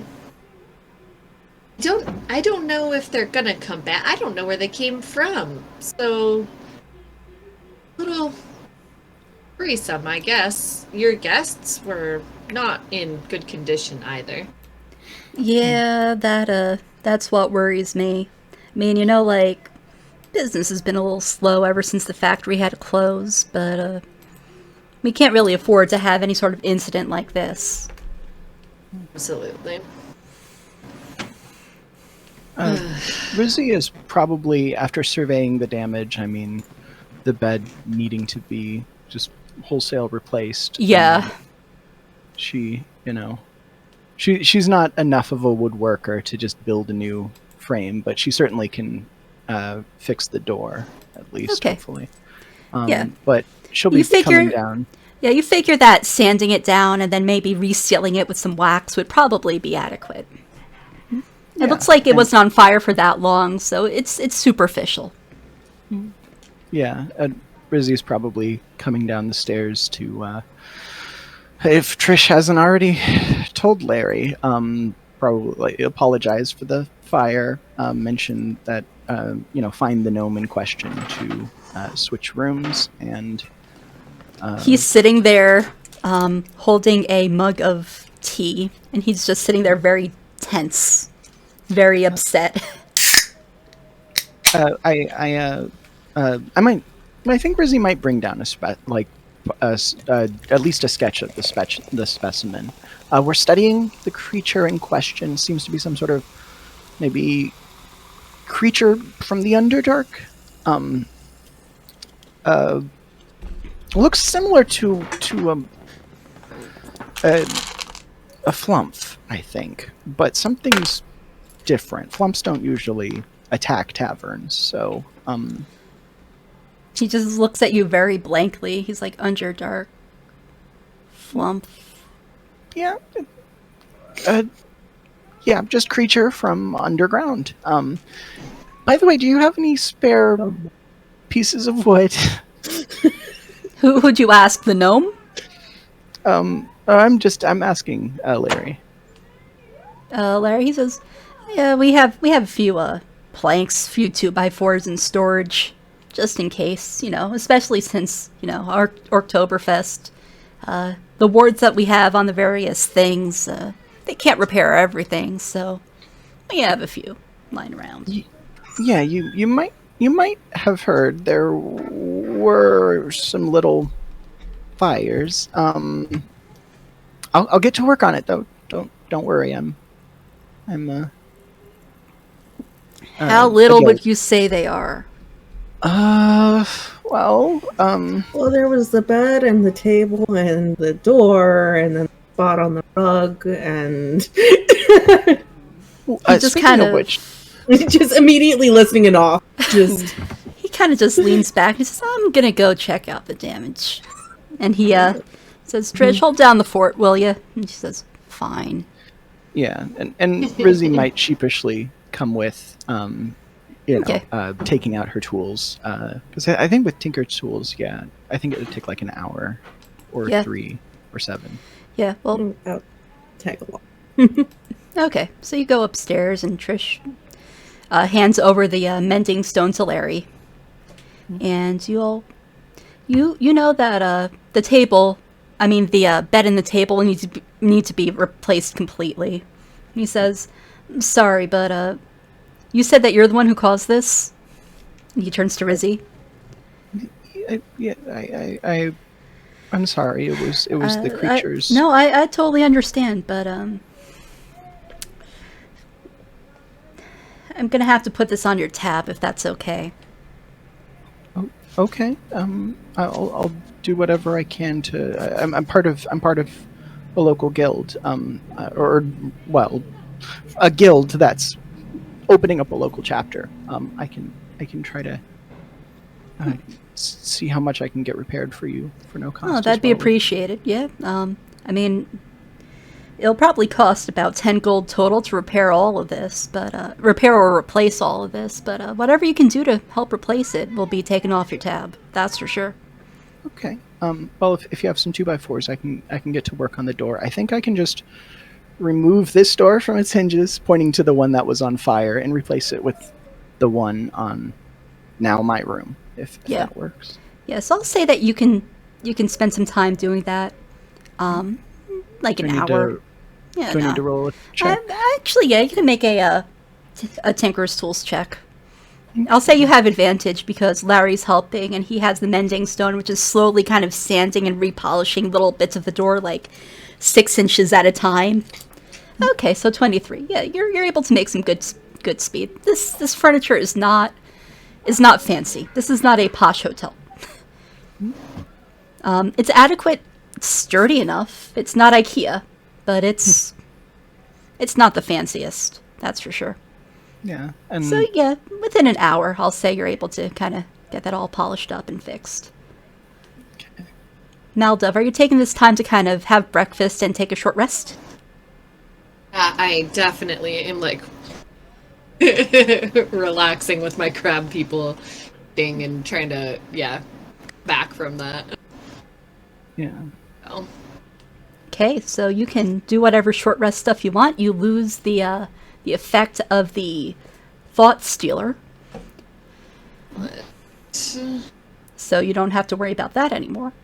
And if you want to use any hit dice, you can roll some hit dice if that's what you wish. The other two of you, since you are actively doing some woodwork and repairs and stuff, or casting mending repeatedly, I'm going to say that you will not gain the benefits of a short rest. Well, yeah, that was something like, could we take another hour after that? Or is there... I don't know if there's... If that's what you want. Rizzy's at like 5 hit points right now. Okay. So a strong wind could knock her. So, but she would definitely not be prioritizing her resting time before doing the stuff that she said she would do. So okay. So I'll say that you're able to fix the carpet and the door up to full. pretty much, and like the little bits of the carpet in the gnome's room that were burnt, and you replace the door. So I'll say, yeah, that's all done. So you pretty much just owe him for the bed, the bedding, and the table. Whether in favors and replacements or in coinage. What would it be in coinage? It would total about 10 gold. Okay. Yeah, I mean, I can pay that, Okay. but I should. Let's see.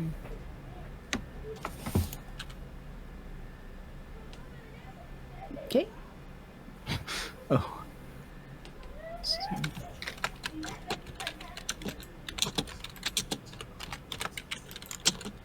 Almost up to full. Or are we gonna take a little break or something? Or sorry. Yeah. We should take a... Do you want to take a 15-minute break? Come back at like 5? Or whatever, top of the hour. Whatever time zone you people are in. While your characters rest up. It's It good. makes sense to me. Right. Okay. Very well. So, we will see you back in about 20 minutes. I'm going to grab a food and give my dog also a food. And then we'll be right back. Fantastic. Okay.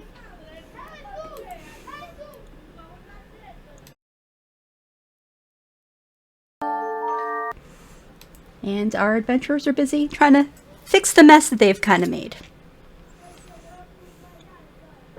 Rizzy.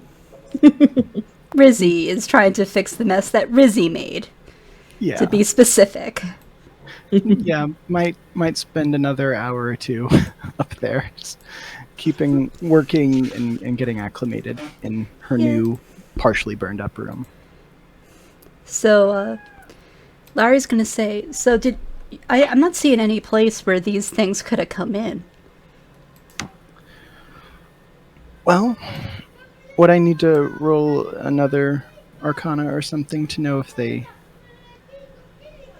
I'll say that with your previous roll, you know that they can kind of, based on how they've felt and everything while you were examining them, you can kind of tell that they might be able to melt into like a slime and get under doors. Yeah, they, Underdark creatures do be doing that. Yeah. Or, not clear if they can teleport or anything as well, but there are creatures, Underdark creatures that can do that. I'll let I you know see. more. Sorry. I have a feeling that maybe Wizard Owl might have something to do with this, because it seems like when anything's going a little weird around here, he might have something to do with the happenings. I mean, I don't mean to point fingers or anything, but, you know, he's an odd fella sometimes, is all. What kind of wizard is Wizard Owl? Oh, he runs the Bed Bath & Beyond shop, right across the town square. Gen Housewares, great stuff. And he holds up a rag and he shakes it out a little bit, and you see that he's been kind of sopping stuff up with it, and it's still completely dry to the touch. I have stain-proof sheets, dish rags that never get too wet, dish rags that never get too dry. How useful is that last one? I mean, if you're looking for dish rags to, like, wipe stuff and wash stuff, it's actually pretty useful. It's like a wet wipe. Okay. Yeah. I'm like picturing this lightly mildewy cloth. I'm like, why Yeah. did you buy this? He says, no, you just have to make sure that you hang it up after each use, and it's fine. Yeah, it's all sorts of fun stuff around there. I recommend checking out his shop, even if it's just to poke around a little bit. Also a bit of a tourist trap, if you ask me, though, with that whole portal to the beyond thing that he keeps trying to charge people money for. Oh, so What? Portal, Weird. huh? Yeah, he's got this Probably big don't purple portal thingy, and charges people a few silver to see it and touch it. It's been there for Probably about like 70 years or so, I'd say. Since I've been alive. Interesting. That he's just across the way? Yeah, just across the town square. We take a peek over there. Yeah, I was definitely standing back away from you guys a little bit, just kind of poking it in. yeah. Yeah. Rizzy's probably going to take a little bit to gather her things and prepare herself sort of mentally. Bed Bath and Beyond. Oh dear. Yeah.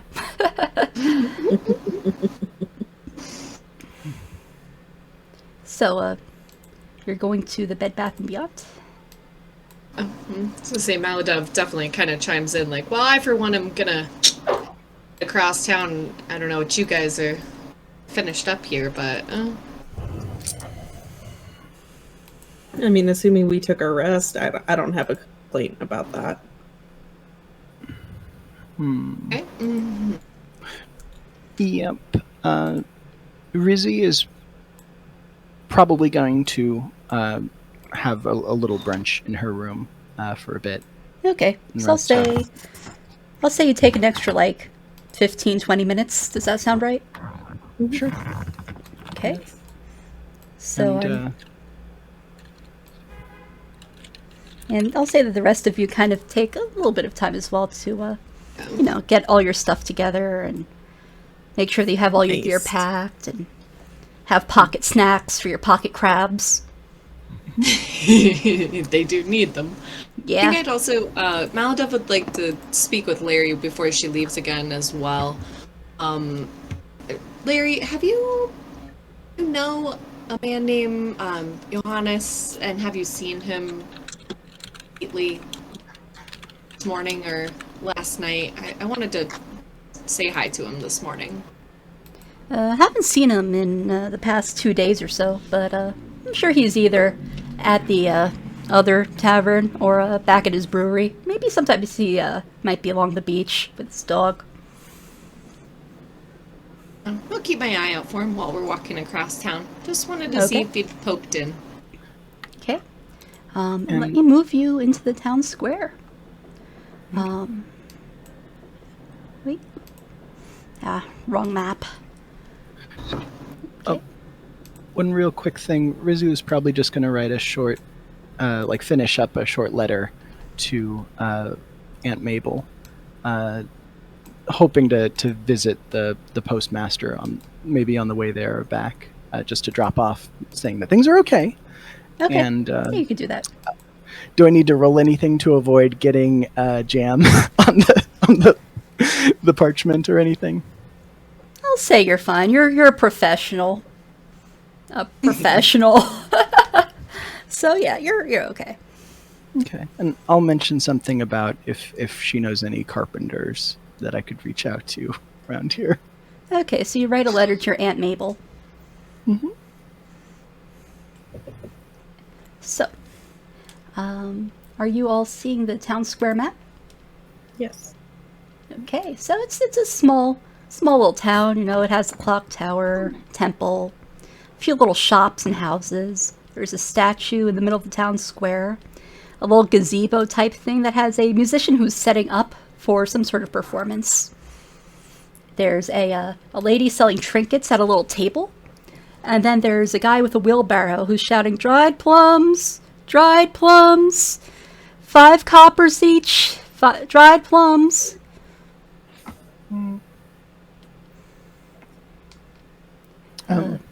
And you see, clear across the square in this blue building here, there's this almost arcanely lit painted marquee sign that says Bed Bath and Beyond with 7 O's. On the way, Rizzy's probably going to lean over to Dove and be like, do your crabs like plums, by chance? Oh, they're not too picky about just about anything. Sometimes they eat rocks. Well, I can grab. I was planning on grabbing one anyway. If you wouldn't mind, I can. That would be lovely. That's so thoughtful. Thank you. No problem. And Rizzy's going to put down the copper and keep an eye out as well for any woodworkers or carpenters union signage or anything. On the way Okay, through the market. make a perception check for me. Mhm. Oh, and the dried plums guy is going to ask, oh, do you want them salted or unsalted? I got both. Glancing over at Dove, probably salted. Said. I mean, are they freshwater crabs? I don't know. Oh no, we're coastal.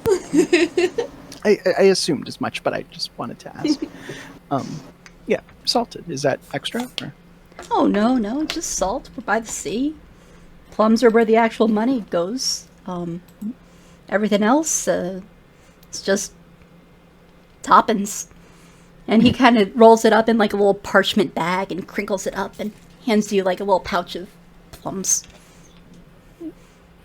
With your perception, you see at the end of the town hall, of the town square, there is a general store.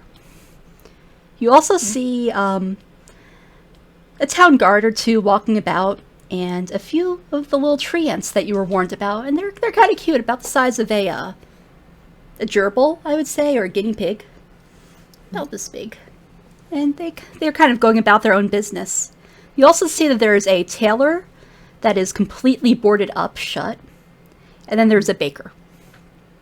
And then at the other end, there is another sign that says Siren Song Tavern, and you see signs for 2 different breweries. Small towns. Yep. What's the statue in the square of? Make a history check or investigation check, your choice. Could I assist? Or? You certainly can. So that History or what? Or investigation. To see if you recognize the figure or if you could find a plaque.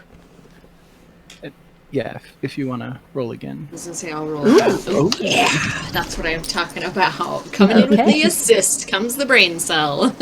So the brain cell walks over and points over to a plaque right at the feet of the statue that says, Gary Gygax, innovator, inventor, and father.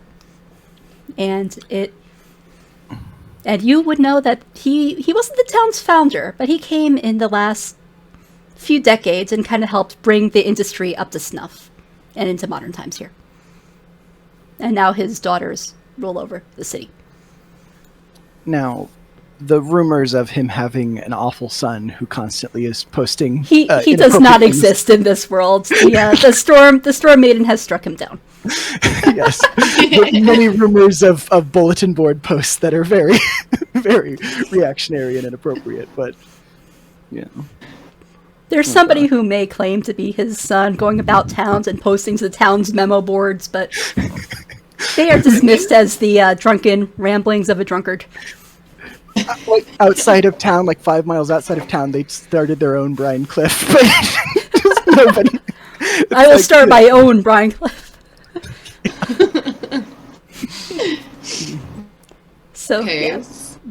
And you can see that, the musician, she's still kind of getting her stuff set up, It's still a little early for a performance. It's getting closer to noon. And then the little trinket card, she's pretty solidly set up. It's a half-elf lady. Oh, and do we see the post office from here? Oh, or is it? You can tell that the clock tower and the ravens tower are one. You can see that there's all sorts of ravens perched along the, there's almost like a balcony around the clock. Okay, well, we can... Rizzy will make a mental note to swing by there on the way back. Okay. Okay, so you go into the Bed Bath & Beyond. And let me move you there. I had a lot of fun making this map. Okay, so you walk in, and you see that it has, immediately you see that there's a little display in the window. Little teddy bears, some pots and pans, pillows, a carpet, some bedding. And you walk in, and you see that there's just rows upon rows of all sorts of sheets and cushions and towels and cloths, and you see a broom sweeping itself, and it's just kind of doing its thing in the corner, just sweeping some dust up. And then sitting on the counter, folding some towels, is a gnome, a young gnomish man with auburn hair and very large spectacles on his face. And as you open the door, it kind of dings a little bit, a little bright chime. And the gnome turns to you and says, "Oh, hi there. I didn't think we were going to have customers today. How can I help you?" And he kind of gives you an awkward smile. Hi. Just looking around for now. I hear you may have a portal of some kind you offer to show people. You hear a bit of a ruckus, like a door swing open and then some footsteps start approaching. And you see coming out of the back door a positively ancient moon elf man, bald with white eyebrows that kind of wisp off of his face. And he walks towards you with determination. He's dressed in, very typical robes of an arcanist, nothing too posh or ostentatious. And across his forehead, he has this lilac-colored sleep mask on his forehead, tied on. "Oh, goodness, I heard the bell ring. I have customers. My invention continues to work, and I hear mentions of people being interested in seeing the portal. Today is a most auspicious day for me." And he walks over, and he says, "Greetings. Welcome to Bed Bath & Beyond. My name is Wizard Al, the proprietor of the finest shop of enchanted housewares and portal to the Astral Plane in this whole side of the continent. How may I help you today?" Lovely to meet you. I am quite intrigued about the portal. While I would also love to look through your shop, I think I might like to start there. "Oh, well, certainly. It's 3 silver a person if you wish to check it out." Kind of turn back to you guys, like, I'm going in. Yeah. Sure. Have you ever had any problems with your portal, with things coming through, or? Well, not recently. I have been trying to get in through this end of it, but all to no avail. Seems like it's pretty much dormant and blocking people out this way. But you can take a look. And he puts out his hand, gesturing for you to pay up. I dig into my crab purse and pull out silver pieces and place them in his hand as my crabs scurry back to me. Okay. He looks I'd at have the to break crabs. a gold pieces for this. George says, if you need change, I can help you. He has a little name tag that says George, Bed Bath & Beyond. I'll take George up on that. I need to break a gold piece to make this work. Okay. Rizzy is probably, keeping, she walks around with her hood up, just, in her own little world, but she's probably going to slip 3 silver or 6 silver to Elinder and be like, "I am your elderly grandmother." If they ask, please. I look at you, and when you say that, I have this I'm. But okay. Okay. I just looking at this figure, looking at the way they're dressed. Rizzy probably, is wanting to have some level of not being entirely. Oh God! Please, just do this for me, if okay. You just or Aunt Rizzy or something. Sure, Aunt Rizzy. Now, Of what are your course. ages, like, relative to each other? Let me double check my sheet for my exact number real quick. I mean, yeah. And you're all half-elves, right? Rizzy does. Here's the thing. Rizzy probably seems more or less like, honey, I'm 134. 22. 120. Oh, your baby. I'm a baby. Rizzy probably seems to be varying ages of middle age depending on the time of day or whatnot. Fair. But Rizzy's going to do her best to pull the hood down and sort of arch her back a little bit and maybe borrow a staff. Just she wants to get closer to this figure, but not interact with them directly because she knows if this person is another northerner, and the wrong kind of northerner, she wants to be very careful. Okay. He happily takes the silver coinage in his hand and pockets it, and he leads you past the rows of pillows and towels, past the signs that say bed and bath, and then he leads you over to the blue velvet curtains in the back that have a sign painted, and he says, "Welcome to the Beyond," as he pulls back the curtains, revealing... It's never a good sign when you have to go to the back of the shop for something. Just... Let me check in the back. No, I'm getting flashbacks to the thing in Arizona. I know none of you are going to understand this because you're not Arizonans, but yeah, there's a tourist trap referred to as the thing. So he pulls back the curtains, and you see it's about 7 feet tall and swirling this shimmering silvery violet color, and it's emitting this soft light. Welcome to the Beyond. Feel free to do with it as you wish. And he steps back and steps aside. So I'd like to approach it, but not really touch it per se, and then just see what I can kind of gather from just the way that this looks, if it's familiar to me in any way, or... Okay, make a perception or arcana check.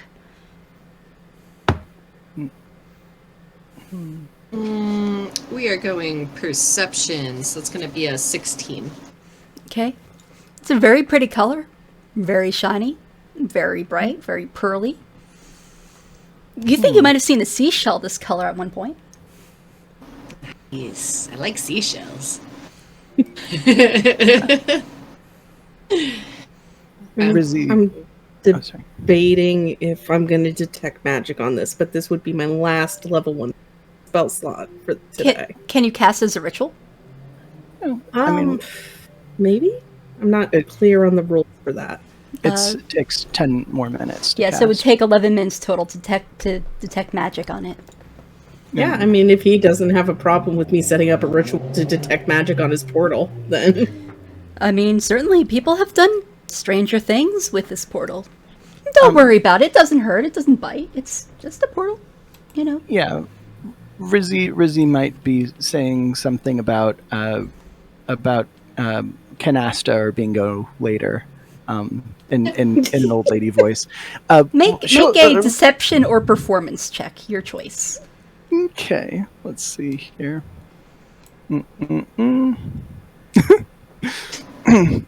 Oh, canasta? Is that what they call it? Yes. He's kind of just Rizzy. looking at you a little weird. Bingo? Is that right? That's not right. Binjo, that's it. Yes. Binjo was his name. I mean, Rizzy's going to try to look around the portal while the casting. Maybe try to catch insignia of any sort of affiliation that might be hidden either on this guy's cloaks or on the walls. Okay, so that would be an investigation check. Okay. Ooh. Would anybody like to help? Yes. Okay. So you have advantage on that roll. Wow. Wow. Yeah, you're feeling very self-conscious here, and you can't really notice it. Plus, the shop is rather cluttered. I mean, it's very well organized, But there is stuff everywhere. Teacups and pots and pans and all sorts of pillows of various quality. Rubber ducks and towels and teddy bears and buckets. And it's just a lot to take in. Like Lizzie to will- poke the portal. Okay. You reach Love up, reaches one finger out.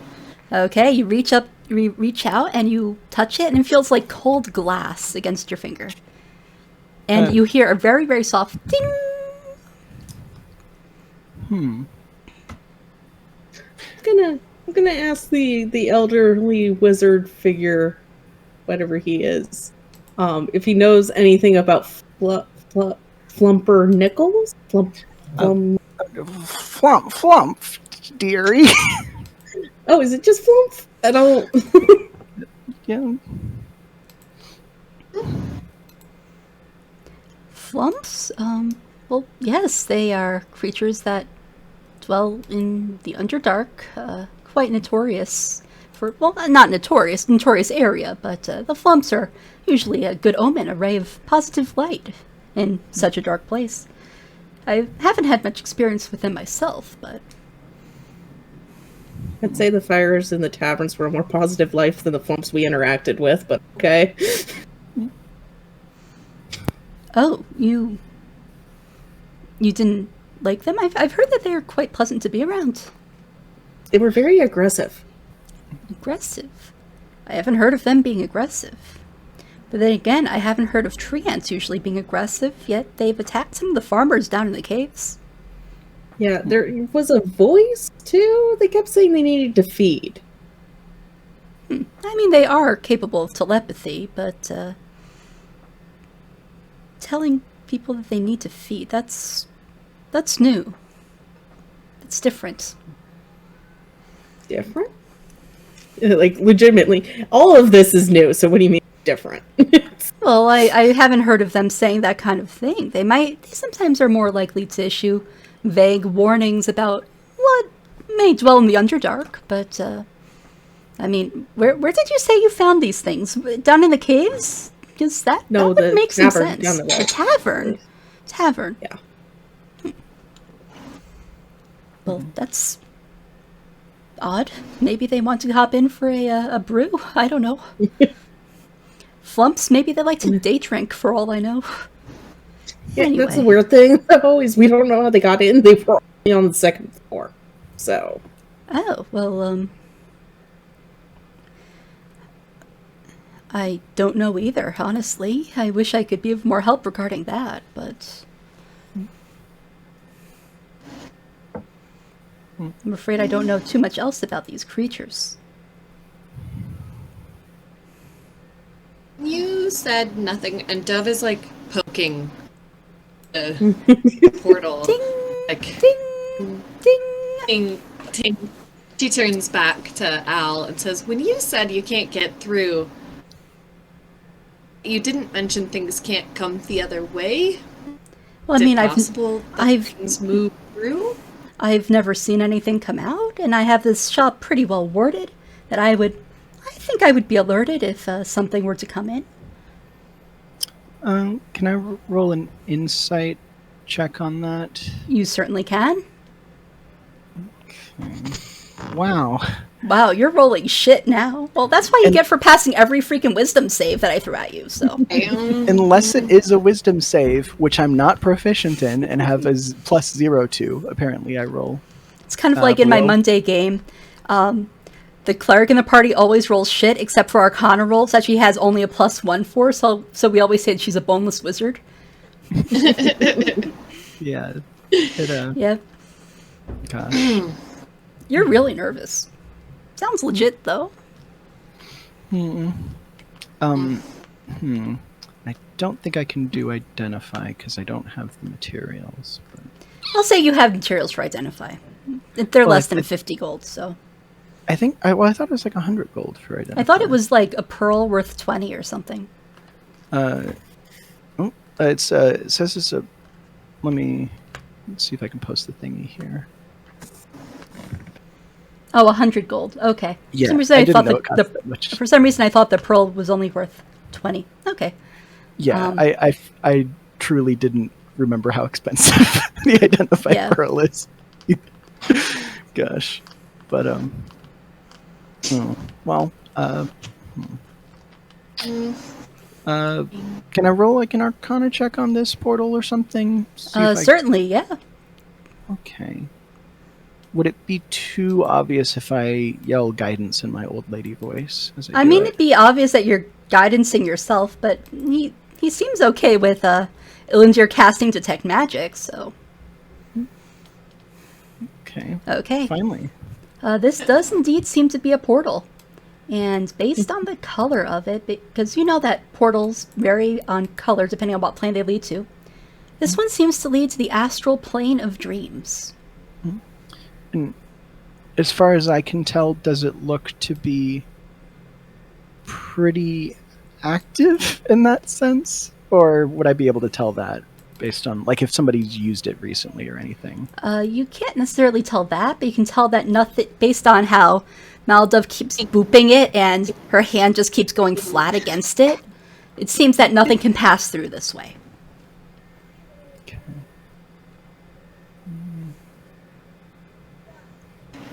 Turn back to Al. Mm-hmm. How long have you had this portal? And when did it... I don't... Just... Oh? Well, it's been here since I was a young boy, actually. My father owned this shop before me, and he was my mentor in the arcane arts, and one day I came down to work on my studying, and before I knew it, he was gone. Place was in complete disarray, and all that was left in his stead was, well, that. That was a solid, oh boy, it must have been at least 300 years. Oh, father left you, did he? I don't want to believe he did that. I want to say it was just an experiment gone wrong. I mean, I've been trying to get through the portal ever since and had no luck, but I think I am having some luck with this. And he kind of slips the sleep mask down over his eyes. And he says, I have a few prototypes made that I could use some testers for. They should allow someone to control their dreams in a way that lets them go to the astral plane. How much does it pay to test this equipment for you? Well, I was thinking that you would just get this new arcane item for free, but make a persuasion check. Oh, okay, yeah. Okay, I'm cool with that. Free item sounds like good enough money to me.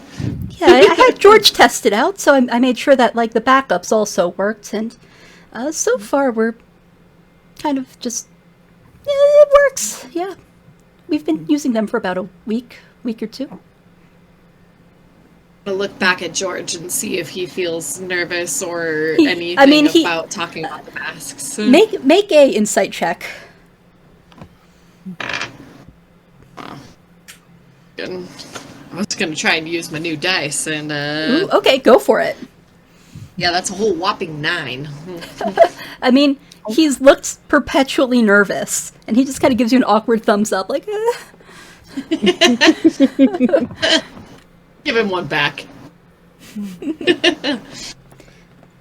But Al says, yeah, I've been cycling through them, all the different prototype ones that I have, and making sure that they all function pretty much the same way. And I mean, they all seem to be working the same way. I just haven't had a chance to test them on anybody who's not of the arcane persuasion. And he kind of looks at the two people here who are very clearly not any sort of arcanist of any sort. And he says, I mean, if you want, I could definitely have you as, some beta testers, and you can let me know how it goes. I mean, after last night, it might be reassuring to have some control. He tilts his head a little bit. He's like, I'm sorry, last night? Oh, it's nothing. Reptilian eyeball, hands for arrows. Are you telling them about the weird dream, honey? It's very clearly not an old lady at this point. Maladov definitely looks at you as well, like, Do you have a weird dream too? He says, I mean, I wasn't thinking about it really, because it didn't make any sense, and the thing clearly lied, so... Back at Al. he kind of looks at you and is like, weird dream. Why are you guys acting so strange about this? We're talking about a mask that helps control dreams, right? So I don't have to worry about it again. Well, if you had a weird dream, and if our new friend Trish had a weird dream, and if I had a weird dream... I'm trying to get the name right. No, I right? literally almost opened the journal. Althea Raven Darkfire. Yes, had a yes. dream. Don't you think that's a little weird?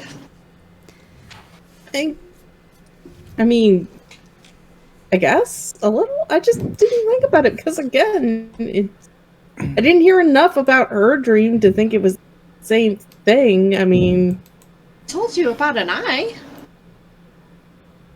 Lots of things have eyes. Fair point. Al shrugs and says, yeah, a lot of things do have eyes. Speaking of eyes, dice of the day. 2 different sets that I want to showcase.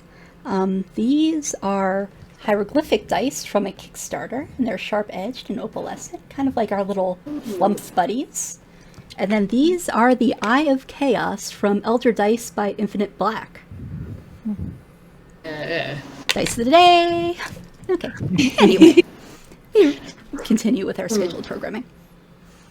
I want to look back at Al and ask if did you use the mask last night? Yes, successful?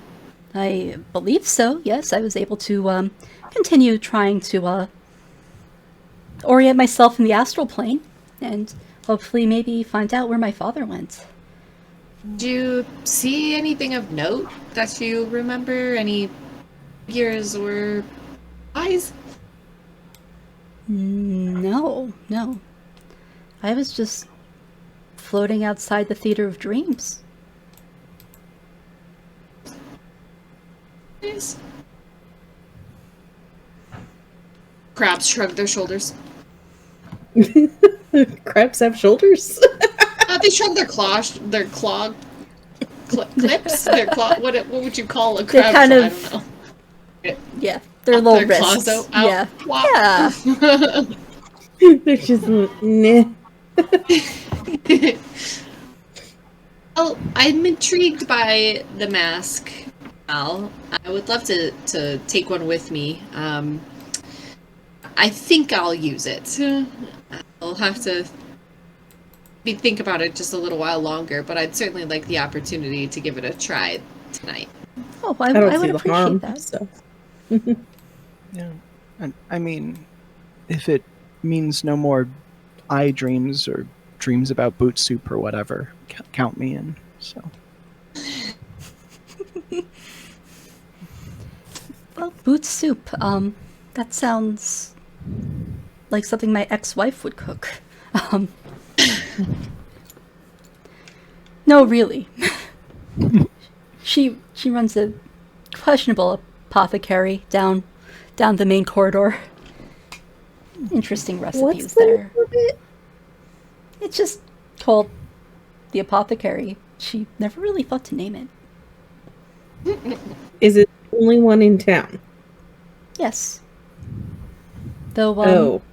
be warned, she can be a bit much to deal with. Yeah.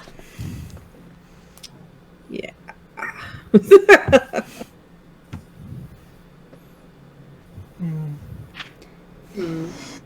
So, you said there were flumps.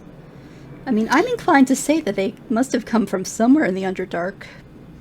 Which, the closest thing to the Underdark we have are the cave farms in the cliff, but... that's not the Underdark, it's just a cave with a farm in it. It's worth looking at. It's worth a shot. Worst case scenario, I suppose you'll just, get to see more of the very increasingly territorial tree ants. They're starting to get a little bit nippy. Had to offer people some various salves of bug repellent in the past few weeks, ever since they've started to get a little bit more aggressive. And he points to a few little pots and jars on the wall. Do you suggest we take some with us? I mean, if you don't want to get bitten, it certainly would help. Much for, I kind of put into like a smaller jar of bug. Smaller jar, that would go for, well, I think that this one would go for, he holds it up, 3 gold. Okay. Is that for personal use, or would it be enough for one of us? It has enough for probably about a month's worth of applications for one person, or a week or 2 for a small group, such as yourselves. Yeah. I kind of we'll look back at Rizzy and be like, we should get it. And it smells a lot better than any sort of herbal tonic that you could use. This one smells like a very light lavender scent. Yeah. Brizzy will also mention the red eye and green eye thing, just in case Al's encountered any creatures in the astral plane who have that particular kind of Yuletide kind of You aesthetic. mentioned the eyeball. Maladove very excitedly pulls an eye out of her pocket, covered in crabs. Oh, goodness. And Well, sit back and forth. that does not really ring any bells for me, but if you want, I can take a look at that and see if I could tell you anything about it. You can have it back, right? Oh, certainly. I would have no use for keeping something like that. She hands it to Al. Okay, he picks it up, and he starts, he traces an arcane sigil, and his eyes glow kind of purplish. Rizzy, you would recognize this as casting an identify spell. For about a minute, he meditates on the eye, and he says, it does appear to formerly have belonged to a flump. A corrupted flump. Tainted with some sort of far realm energy. What? Now, what? Based on my previous role, would I know what flumps eat, or how they feed, how they sustain themselves, or? Based on your past very high roll, I'll say that you know that they usually feed off of just residual psychic energy. So they might kind of park themselves a few miles away from a mind flayer compound or something. Like a fish flying around, swimming around a great white shark or something. Yeah. But- Yeah, and hoping that it'll be able to eat one of the parasites that flies off of the great white shark's gills or something.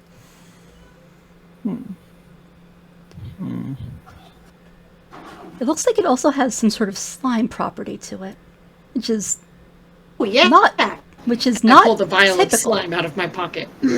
Oh, okay. Well, that's also very unusual. They are usually not that slimy. I So it's haven't very encountered goopy. too many, but yeah, it seems like it has quite a different consistency than the ones that I have read about. They more solid. Yeah, usually quite a bit more solid, I would say. My vial back in my pocket and put my hand out for my eyeball. Oh, certainly, yes. And he kind of just... Actually, no, he was holding it. He had to touch it to identify it. So yeah, he just plops it back into your hand, and you see him, kind of pull out this, this little small potion bottle, and he pours what is probably hand sanitizer into his hands, and he washes it. And he says, by the way, I have a vial of cleansing for sale. Just a few silvers apiece, if you wish.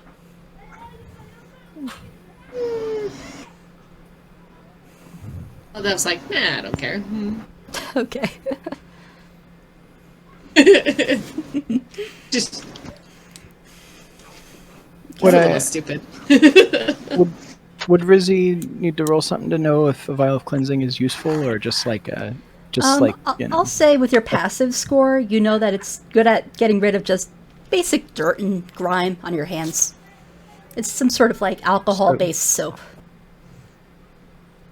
Okay, it's not some sort of tincture or some. Okay. Yeah, it's probably not even magical. It's probably just, let's be real, scented alcohol. Everybody seems to be Probably, selling it like- nowadays. Even businesses that have no business is selling it. Lavender scented. I'll grab. How much silver? Just 3 silver apiece. Okay. Okay. I'll buy one. Gotta keep hygienic. Yeah, okay. And you can see that George kind of gestures to a little display that has little vials of it. Very simple brown flasks. Okay, Elinder, your detect magic has finished being cast. You can tell that almost everything in this area has, like, all the stuff on the shelves has a combination of abjuration magic or transmutation magic or both. Just a very weak to moderate aura. The portal, on the other hand, very, very strong, pure conjuration. Okay, that makes sense. I don't know. I passed that along to my aunt, and Yeah. Might mean that this might not be the only portal in town. Maybe just the only known portal. But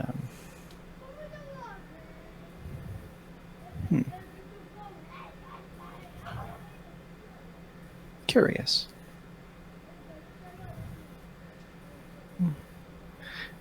I mean, if nobody stops Rizzy, she's probably going to start trying to get, various tchotchkes or, she might be very intent on getting the newest, hottest loofahs in town or whatever. while Okay. the aura's up, I'm going to check on that teddy bear and see if the teddy bear's evil, I guess. This is not detect good and evil, so you don't know. Well, it no, does- I don't know for certain, but I would know if it's funky. Like, Okay, it actually emits an aura of abjuration magic. So protective magic. And Oh, yeah, we should. Oh, sorry. let me send you a list of some of the items that Wizard Al has in his shop. Okay. That you can tell at a glance. So, he has various, did it post? Okay. yes. So, never breaking mug, a towel that's always dry, self-heating kettle, self-knitting needles, self-sweeping broom, smart tie shoelaces, stainless bed sheets, a heated blanket, a pocket bidet, and a self-repairing vase. Or vase. How advanced are those knitting needles? Do you ask? Yes. He says, well, I mean, they can do basic stitches rather quickly, and more complex stitches with about the same pace that it would take a person to knit. They can do most of the fancier knitting, just if you give them the time and the orders. Okay, so you'd be able to give them like a pattern of this has cable knits in it, and you would be able to complete that? Yes, it certainly can do a cable knit. I may need these. I mean, they are one of my best-selling products. I can imagine. That's very impressive. Oh, I'm glad you enjoy my wares. That along with my ever-dry towels. Those are probably my top 2. Left to my own devices, I'm probably buying half this list. Somebody better watch out for me. Yeah. And that's Rizzy- just what you can get on first glance. Yeah. What was it the factory recently shut down, right? Yes, in tragic accident. Is... What's this skinny around town? Well, they are trying to say that it's just an equipment malfunction, but it's pretty well known that the teddy bears in the factory have come to life.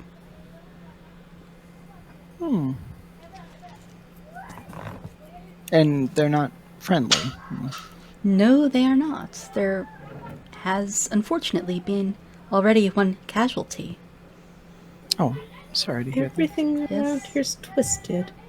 I interject and ask if there's anybody you know. Is there anyone you know that we can speak to who was there? Saw them? Well, several of the factory workers were able to evacuate in time. I believe that Josiah, who sometimes spends some time doing some additional clerical work in the Raven's Tower, he might know something. Okay.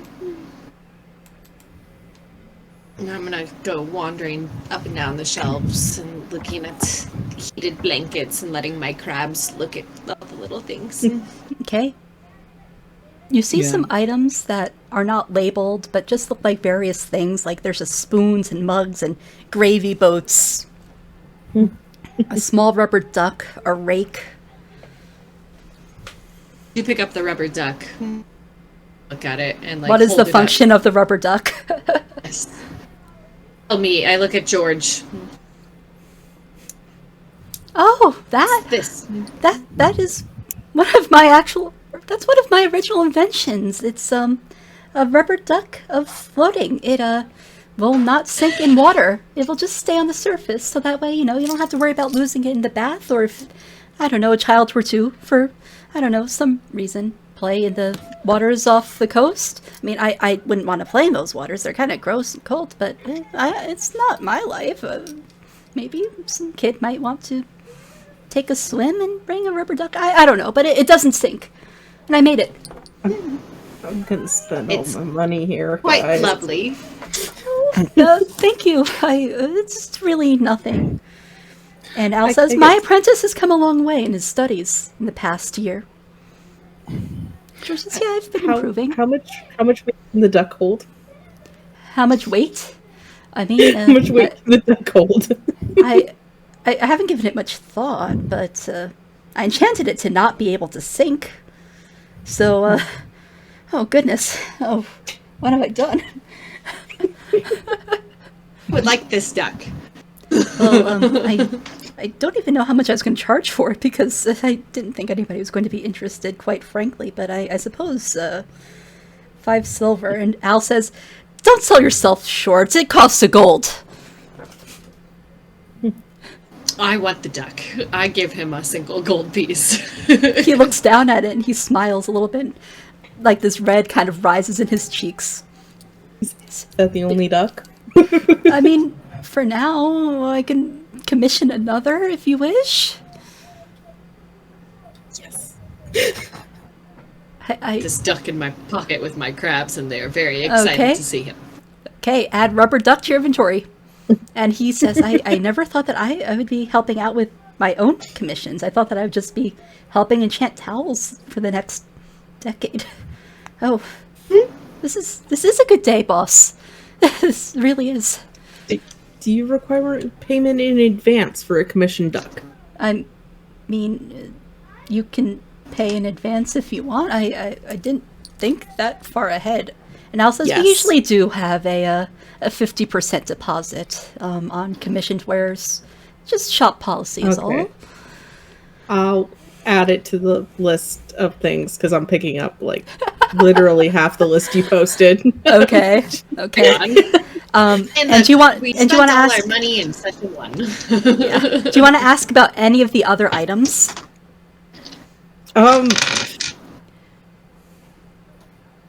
Not really. There's spoons, there's pillows, there's kettles, there's pots, there's bottles, there's brooms.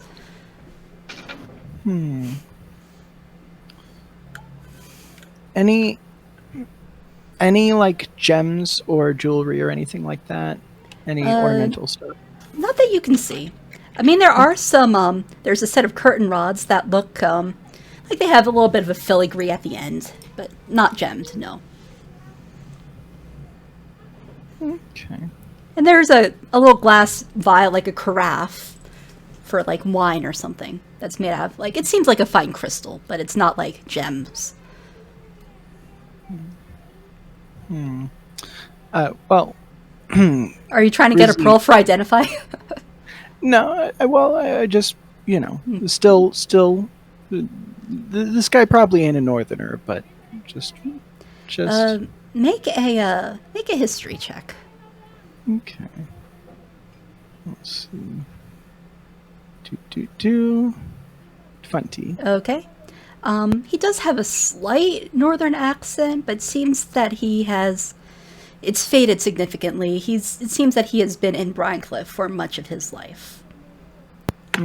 And this doesn't seem like the kind of... Is this place like a big box retailer type, or is it like it does not seem to be. It does not seem to be a franchise. You've never heard of Bed Bath & Beyond. You've heard of other shops of enchanted housewares, but none going by this name. Yeah. Rizzy probably is going to tug on Elinder's sleeve and be like, "Can we go by the postmaster soon? Got this letter."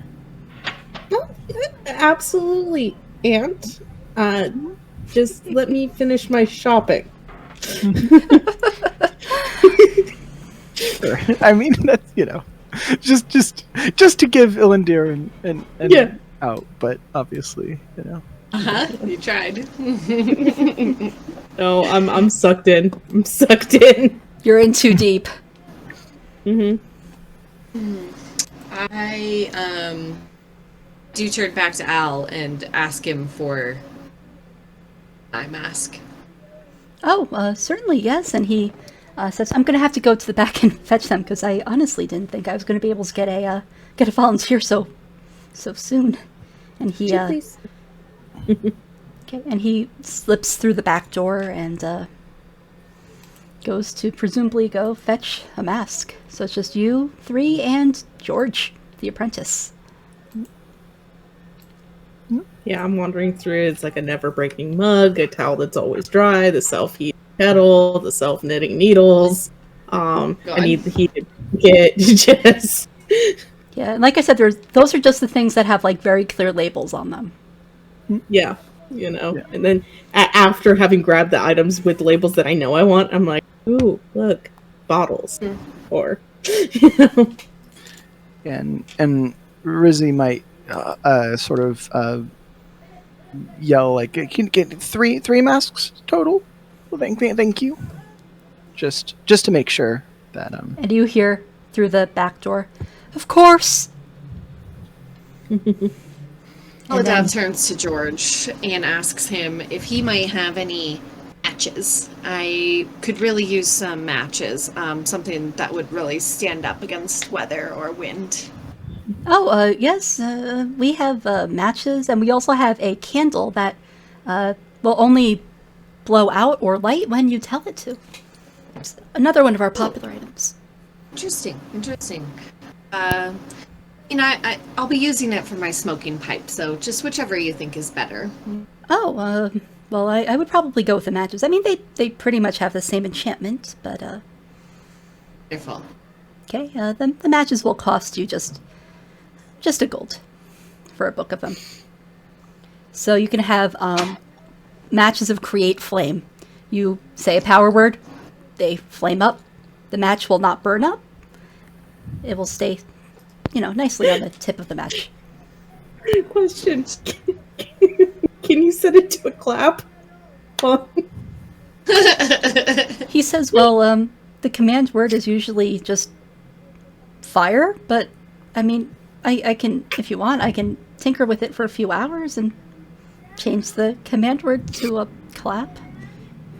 If you want. It's fine. I just... This will at the very. I'm just imagining now we're all hogtied by this giant like beefy flump army, but All of our good friends smuggled in a bunch of explosives, and our hands are tied and we're trying to clap to set up matches. Oh, Lord. Oh, gosh. Oh, goodness. Well, I'll take the regular ones. Thank you very much. Okay, the activation word is fire. And you have to say them, like, at the matches. They have to be, like, pretty close. That's okay. She plans on utilizing them that way, so... Okay. Just so that way you don't have them in your pocket and you say fire and they just burn a hole in your pocket. Because that happened before we fine-tuned it and it was not very good. Like, I'm glad to hear you fine-tuned it. We have enough fire problems on our hands, and I kind of, like, look at Rizzy. He kind of just looks a little confused. And I, like, nod and kind of keep walking through the shop. Auntie likes to fall asleep with a cigarette, and it catches things. Okay. Al comes back and he holds up a bundle of these lilac velour sleep masks and he says, "Perfect, perfect." And he kind of shuffles his way over to you and hands you each one of them. He says, "Pretty much you just put these on as, like, before you fall asleep and you'll wake up in the astral plane. It's nice." Will I feel well rested? I certainly haven't had any issues. Wonderful. What are your astral self? Does it have like your equipment, or how does that work? Well, it can transfer over some things. For some reason, cloth items will transfer, but any objects or things made of metal won't. Oh. But anything magical you have seems to transfer over as well. So it's kind of weird how things will transfer. But I have found a workaround. And he goes over to like the front of the shop and he holds up a pretty dumpy looking satchel. And he says, "I have this, a bag of bags.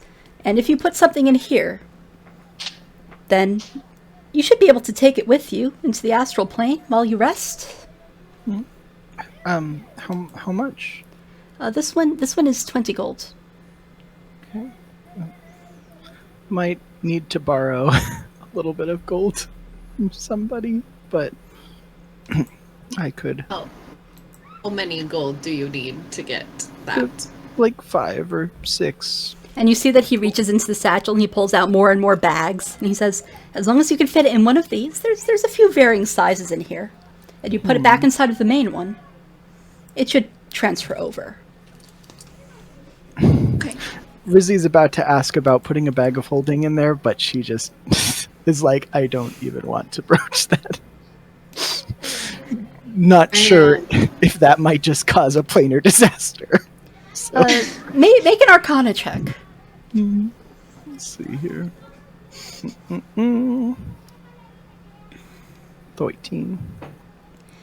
Yeah, you know that putting a bag of holding in a bag of holding is a bad idea, but you see that he's putting these bags inside of another bag, so what's the deal? I don't know. Well, Rizzy's too nervous to ask, but, you know. Fair. I guess we'll find out if it causes a TPK immediately. Are you going to try the thing? Moon Maiden has already spent all her money. I'll give Rizzy 5 gold pieces. Rizzy will probably just change out next long rest like another item, but you know. So, you have been quite a prolific group of customers. I rarely get somebody who will buy quite as much as you lot, and I really appreciate it. He especially is looking at Elinder. Big bundles of stuff. Just arms full of stuff. Yeah, luckily, I'm gonna buy the bag, so...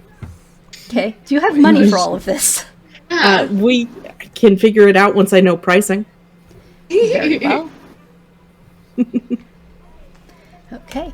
So I know I'm going to be 20 because the bag's a priority, which leaves me with 24 to figure Okay. out. So the towel. Okay, so what exactly are you buying?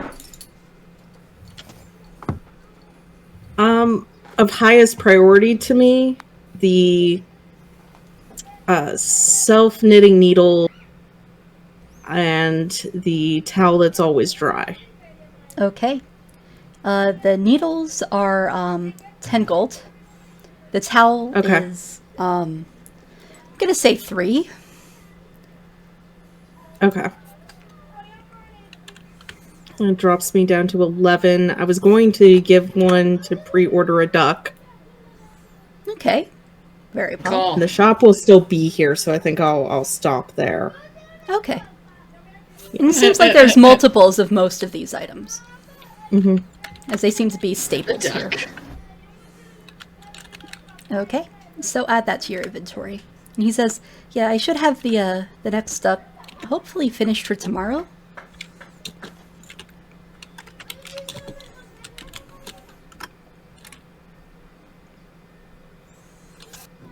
So, is there anything else I can help you lot with? No, I think I'm pretty well set, and I kind of squeeze my ducky. George's feet dangle happily off the edge of the counter. And he looks very content that he made a sale of one of his original items, instead of just, yet another towel.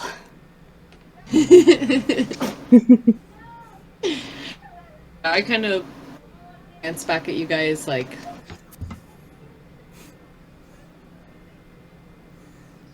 Yes, well, Auntie needs to go to mail her letter, so. wonderful. Well, Al, I suppose we'll be seeing you tomorrow, presuming that we wake up in this plane and all. So, let you know how it goes. Excellent, excellent. I anticipate your report. And he kind of nods, thankfully, and he steps aside from the door.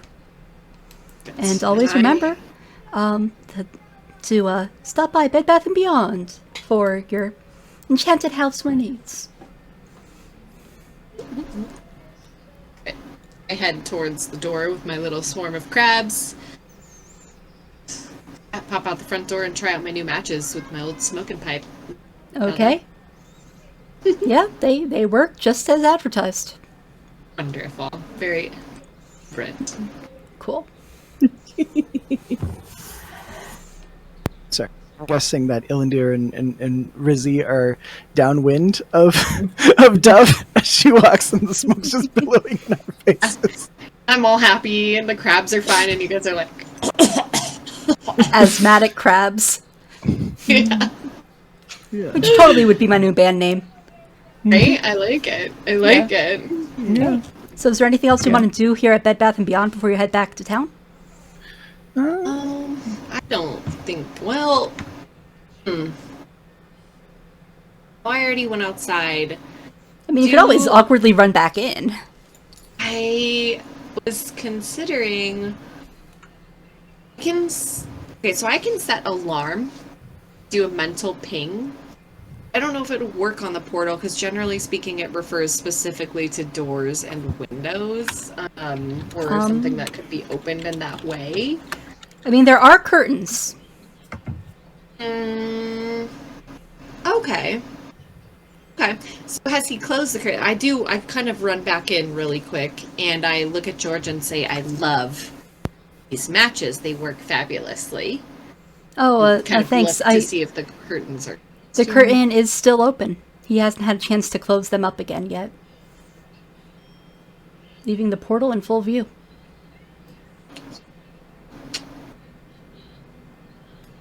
Oh, I read it again. I think it kind of dies after it goes the one time, but sure. Make an either investigation or arcana check. I can assist if you want to tug Yeah. on Rizzy's sleeve. Oh, okay. And it could be an area. It could be an area. It doesn't have to be a door or a window. So it could be if anything enters. It can a be certain an area. Yeah. Base Okay. rules is written, so you could say if anything enters the warded area of the portal. Perfect. So I would like to do just, the front of the portal in that case, like, essentially as The flat. plane, against it as I can something would make it. have to cross over for it to be Yeah. a problem. Yeah. Yeah, it seems, interestingly enough, it's like infinitesimally thin, like paper thin. But the front and the back of it seem identical. Okay. Okay. So yeah, I would like to cast alarm on it, and I would like to make the noise not audible but mental. Okay. And it takes 1 minute to cast, and it requires verbal, somatic, and material components. So I'm gonna say it's gonna be pretty obvious that you're casting this, unless you find a way to distract the wizards. Does Elinder's shopping count? I mean, if you want to say that you did this while she was shopping, That would have been my preference for sure. I kind Okay. of forgot I had alarm because I got excited about the duck. yeah, that checks All out. of us are obsessed about That this would duck. have been the goal. Would have been to be doing this while we were actually in the shop. It was my original intent and purpose. Okay. Yeah, Very maybe well. Elinder and Rizzy are debating, like, is a pocket bidet really worth it? And, like, grilling George with questions. about Okay, that. so Al's going to make a perception check with disadvantage. What does his elf eyes see? Oh, natural 20 on the first one. He has disadvantage, which rolled a 3. So he doesn't seem to notice that you're doing this. So I'll say you're able to do it without any sort of issue, as he's distracted by, he's actually probably going to stay in business. This is a big deal.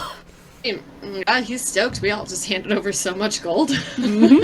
Yeah. Literally Fry meme. Just take my money. Yeah. Okay. Perfect. And that's awesome. So all set up. Okay. Well, I'll see you all tomorrow. And he waves as you all exit the shop. Okay.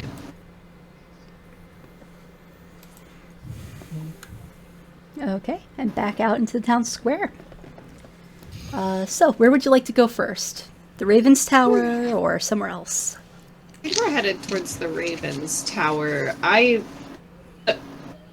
like to just talk to you guys. So hey, I have a letter, right?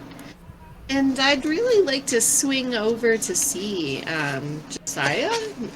If maybe he's working today over at the Ravens Tower, so I think maybe we should head that direction. Sure. Okay, so you make your way over to the Raven's Tower, and it's this large towering structure, easily the tallest thing in the whole town. And you can see there's all sorts of crows and ravens perched around this circular balcony. And you go in, and it's like this more dimly lit chamber with a large spiraling stairway up to the top. And you see a half-elf man sitting there at a desk, and his hair is kind of greasy, and he has ink stains and smudges all over him. Rizzy, you know that this is your contact here. Corin Ravenswood. That is a hard name to say. And he has a raven perched on his shoulder.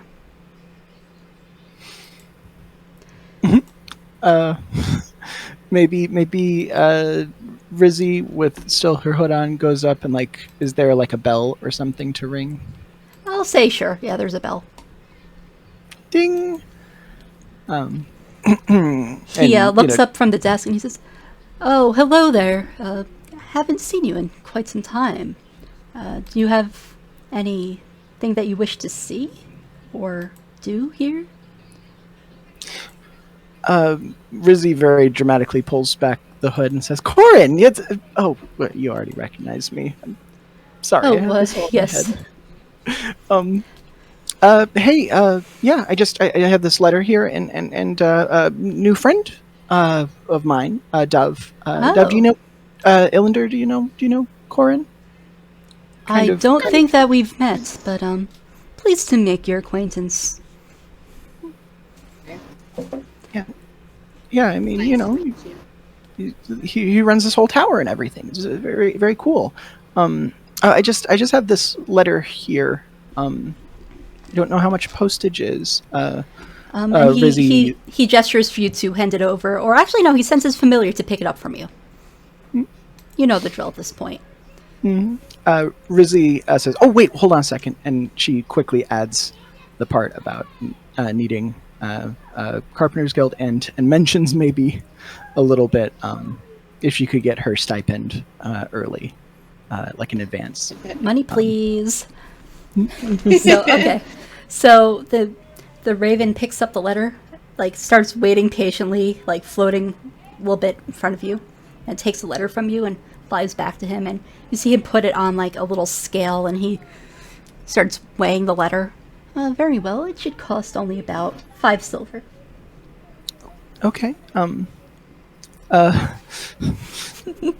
Dove, would you mind if I borrowed 5 silver? I just...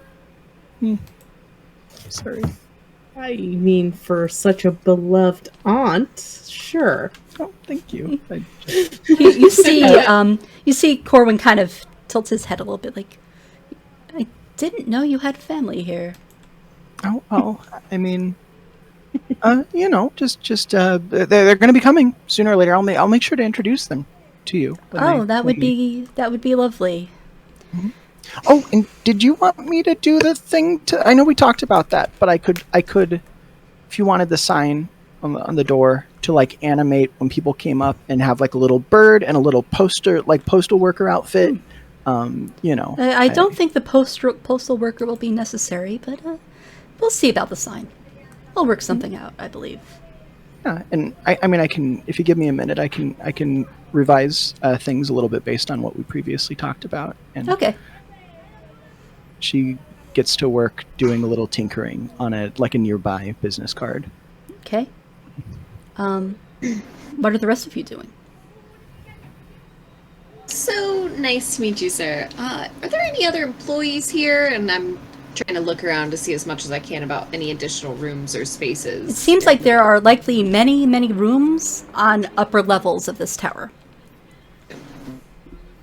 And he says, well, I do have one of my, one of the animal clerks here, Josiah. He comes in mostly to just help care for the various birds. Make sure that their feathers are all nice and clean. He should be up by the nests, towards the top if you wish to find it. May I ask what this is concerning? Well, I just love ravens. Deception check. Or persuasion. But I don't know how you feel about ravens. You're the crab lady. I love so many animals. Oh. You just love ravens. And you hear the familiar repeat, just love ravens. Just love ravens. As all the crabs are like scurrying down lower, they're like hiding from the ravens. Well, I mean, you can go up there. Just please do not do anything that would startle the birds, is all I ask. Got it. I'll put the crabos in the pockets. Mm-hmm. Yes, please. I tuck my swarm in as much as I can. Make an animal handling check with advantage to see how well you can suppress the crabs. Don't fail me now, babies. You have advantage. I was gonna say my animal handling is pretty solid too. Yeah. Oh, that was the wrong wow, button. you are rolling very shit. This is But really good. You get about half of them in your pocket. Okay. It becomes one of those scenes where, as you're putting them in, running out, and it's just an equilibrium of crabs in pockets. Fine. So I start trudging up the stairs while juggling crabs. Okay. I'm gonna follow. But... Okay. Well, Lizzie is busy tinkering with the sign. The rest of you go up, and you see another half elf. He has kind of like dark woodsy brown hair and olive skin, and he's busy kind of grooming some of the birds. like wiping them down a little bit with a cloth and polishing their beaks a little bit. And he gives them like little bits of crackers. He turns around to hearing your footsteps go up the stairs. And I think that's a good place for us to leave off for today. Okay. Ugly crabs up a staircase. Yeah. Maybe Rizzy also works on something for the bell, so it says, welcome to the Raven's Tower. We'll be with you right here in a second. And make a Tinker's Tools check before we head off. Okay. Just for good measure. Let's see here.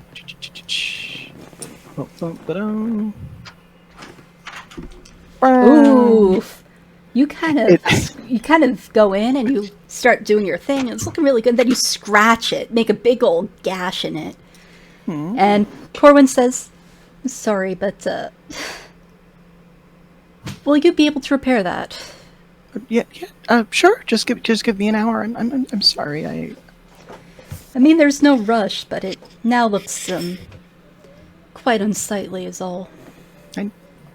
I know. I just wanted to. You can tell that he's kind of starting to question this whole alliance that he was thinking of making. Like, is this really the person I want to open a guild with? Okay, so that we leave off with Rizzy awkwardly trying to fix the sign at the Raven's Tower, and the rest of you talking to Josiah, the half-elf animal keeper. And yeah, so I believe that we will be on in 2 weeks, where we'll continue with this story and seeing what the heck is happening around Brinecliffe. So, I'm Jackie. I run this game, and you can find me on Twitter at @theyoungcrone _ between the two, or this whole game at D&D Dreamquests on Twitter as well, or on Twitch, or on YouTube. We're everywhere. You cannot escape us. On YouTube. Yes. And we also have this in podcast form on all platforms, thanks to the lovely website /app Anchor. Not sponsored, just useful. Okay. And would the rest of you like... Okay. Yeah. See you guys in a couple weeks. Yeah. And I will see you all around in 2 weeks, give or take. Okay, let me do the outro.